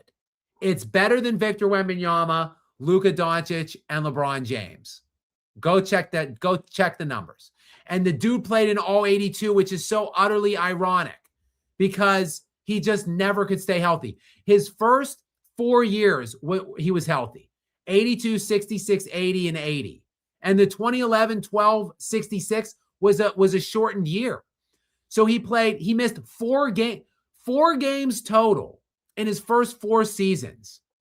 4 seasons where he averaged really solid numbers. He was MVP 3. He was my God, he was all NBA second team year 2, all NBA second team year 3, all NBA second team year 4, and MVP 3. And then his whole career blew up. Just could not stay healthy. Just not criminally, because I don't underrate him. He had one of the elite peaks working, I think, and just could not stay healthy, though, Spartan. Criminally injured, unfortunately for him. All right, we've got D. Jiang in next, 1498. What's up, D. Jiang? Thank you for your continued generosity and support, Gary. Go ahead with D. Jiang's next most recent comment. If Zion's cologne smells like fried chicken, what does Shea's and Wemby's smell like? Spurs and 6 next series. I mean, I don't know. I don't know what they smell. Something really good, something that good cologne smells like. I've never been a big cologne wearer. I've never worn it my whole life, really. I am a copious showerer. I am a prolific showerer. I take 2 a day typically. At least 1, like clockwork. Definitely 1 every day. Generally 2, depending on when my workout comes. I got to take 1 to start my day. So if my workout's first thing in the morning, then maybe it's only 1 shower. But I shower to start the day. Then my workout typically comes later. So then a second shower after that. So I don't need cologne. But what does Shea's and Wemby smell like? Not sure. Something good. Definitely not fried chicken. Spurs in 6. That I'm starting to hedge. I'm starting to feel it. If they got to split. Obviously, they're not going to win 4 straight. They got to split one of the 2. And I'm looking really forward to game 1. If they take game 1, or even if it's a really close competitive game, the Spurs are right there. I'm going to feel really good about their chances. The Thunder should come out and assert dominance immediately and try to pepper them, just blow them right off the court in game 1. And we'll see. We'll see on Monday. Can't wait. Tim is back in. Noble Demon Tim. What's up, Tim? Because I'm a Pittsburgher. Go ahead, Gary. Would you consider this quartet a proper Mount Yinzer? Kurt Angle, Sidney Crosby, Wiz Khalifa, Ben Roethlisberger, Battle of Pennsylvania seems nasty AF. So, Tim, you have some good suggestions on there. Like, you have some good ones, but I would make some substitutions. Maybe Wiz can stay on and Kurt can stay on. Sidney's coming off for Jaromir Jagr or Mario Lemieux. Probably Lemieux. I would say Lemieux over Jagr. So Lemieux, Pittsburgh royalty, obviously won the Stanley Cups when he was playing, then saved the team as the owner, like bought the team and saved them, kept them in Pittsburgh, was instrumental in bringing Sid there. So Mario would go on my Mount Yinzer. And I wanna just, I don't think I could justify Barry Bonds. While I love Barry Bonds very much, he's my all-time favorite baseball player. I grew up watching Barry Bonds, and that's why I became a big Giants fan, because I followed him when he left Pittsburgh. But he's not beloved there, like some of the other guys from like the 70s, the 80s. Like Willie Stargell would be in the mix, Honus Wagner, and I would make a case for Roberto Clemente. So probably I would be okay keeping Wiz there maybe, though I got to take Wiz off. Wiz is coming off too. I would probably say it would be more like Chuck Noll, Mario Lemieux, Kurt Angle, and Roberto Clemente. That would be the Yinzer, the Mount Yinzer. But great question, Tim. And maybe I would have to think on that a little bit more. and think if I'm really someone else I should be adding. All right, Stefan Piscano back in. Welcome back in, my friend. Very generous and gracious night for you tonight here in the sponsor area. I appreciate you so much. Shout out to Vacation Wealth Partners. Gary, what's this latest comment from Stefan? I was trying to shut up, but I have to disagree, Skap. Your love of Russ is consistent. It's about our defending legacies against overwhelming hate. Jokic, Kobe, Russ, the levels changed, the names changed, the fight remains the same.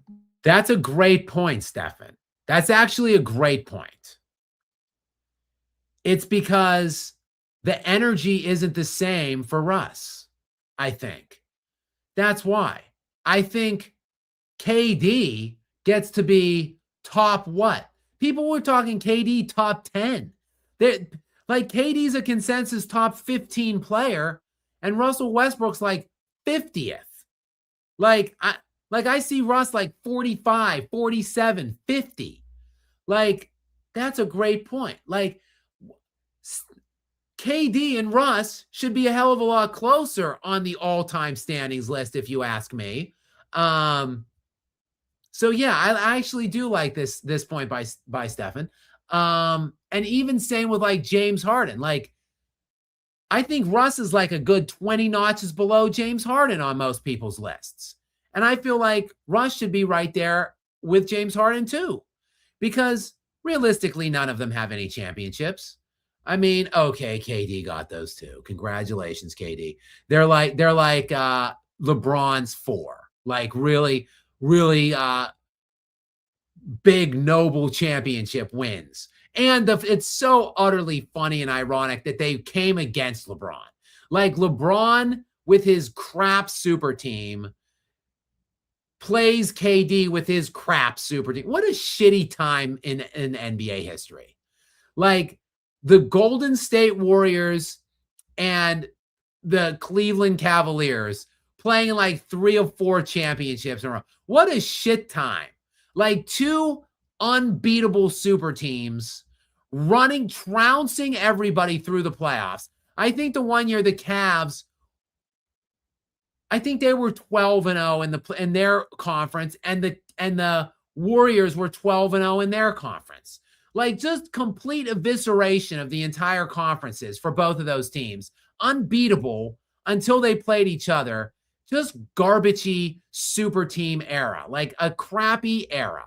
Like, really, KD, it's fitting that the KD's 2 shitty poop super team rings came against another crappy super team that LeBron built. Ridiculous. Okay, I'm Squish 1150 is in next. Go ahead with this one, Gary. Interesting question. If Ohtani wins 5, is he the GOAT? Barry Lamar Bonds is the best baseball player I've ever seen with my own 2 eyes. I think he's top 5, steroid allegations or no steroid. I don't care. Still top 5 all time to me. In terms of who is the GOAT baseball player, kind of up in the air. I mean, a lot of people would suggest that it's Babe Ruth. I'm so tired that I can't even think of Babe Ruth's name. A lot of people would suggest Babe Ruth. I think Ted Williams would be in the mix. Willie Mays is in the mix. But there's really, quite frankly, there's no decisive or definitive baseball GOAT. I mean, I guess, obviously, Babe Ruth is likely the consensus GOAT. And I think Barry Bonds is the best player I've ever seen. Shohei Ohtani is putting that statement to the test. I think that maybe he might be legitimately the best baseball player I've ever seen, and likely the greatest baseball player ever. The fact that in the modern era, there is a guy who's an elite pitcher, like an ace pitcher, that's capable of getting you double-digit strikeouts in a World Series setting kind of a game. But then he is also capable of being a top 2 hitter, like top 2 in slug, batting percentage, on base percentage, whatever. Like, he can hit you 3 home runs in a World Series game too.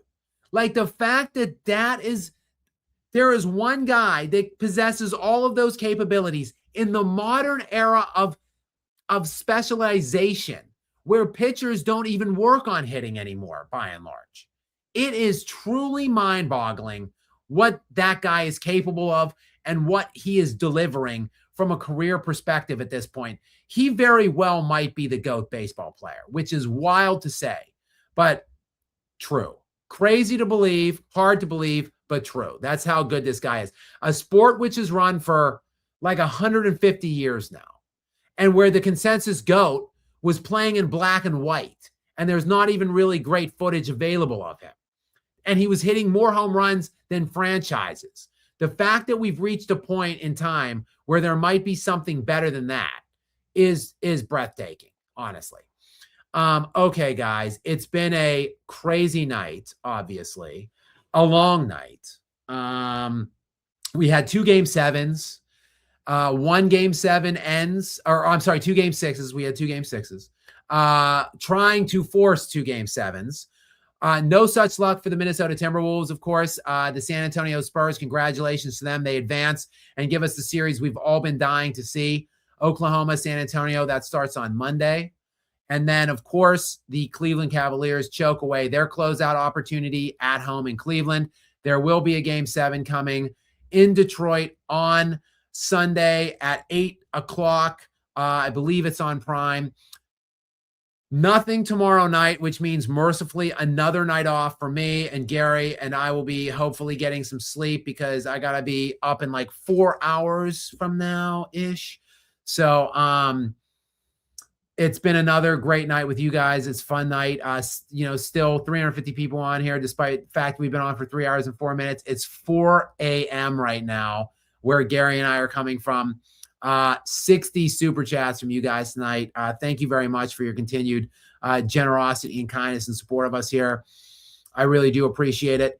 Guys, please go and check out Gary828. Check out his regular channel. Check out his sports channel as well. If you are not subscribed, I find it very hard to believe that you aren't here. But if you aren't, please do. And make sure those notifications are turned on. I'm sure you guys do have them on because you guys are on all of these live streams and you come on whenever I am on. That's the best way to stay up to date with me because I do things at weird and crazy times of the day always. So please do turn notifications on if they aren't. Like I said, we're going to take a night off tomorrow from the Skap Live After Dark, and we'll be right back at it on Sunday night, probably around 11 o'clock at the end of that game 7 to break that down and to set the stage. And then Gary and I maybe will render our picks then for the East and the West Conference Finals. We'll set that up, which will be beginning on Monday. Until then, guys, though, until Sunday night when we see you next, have a great night tonight and a great day tomorrow, and we'll see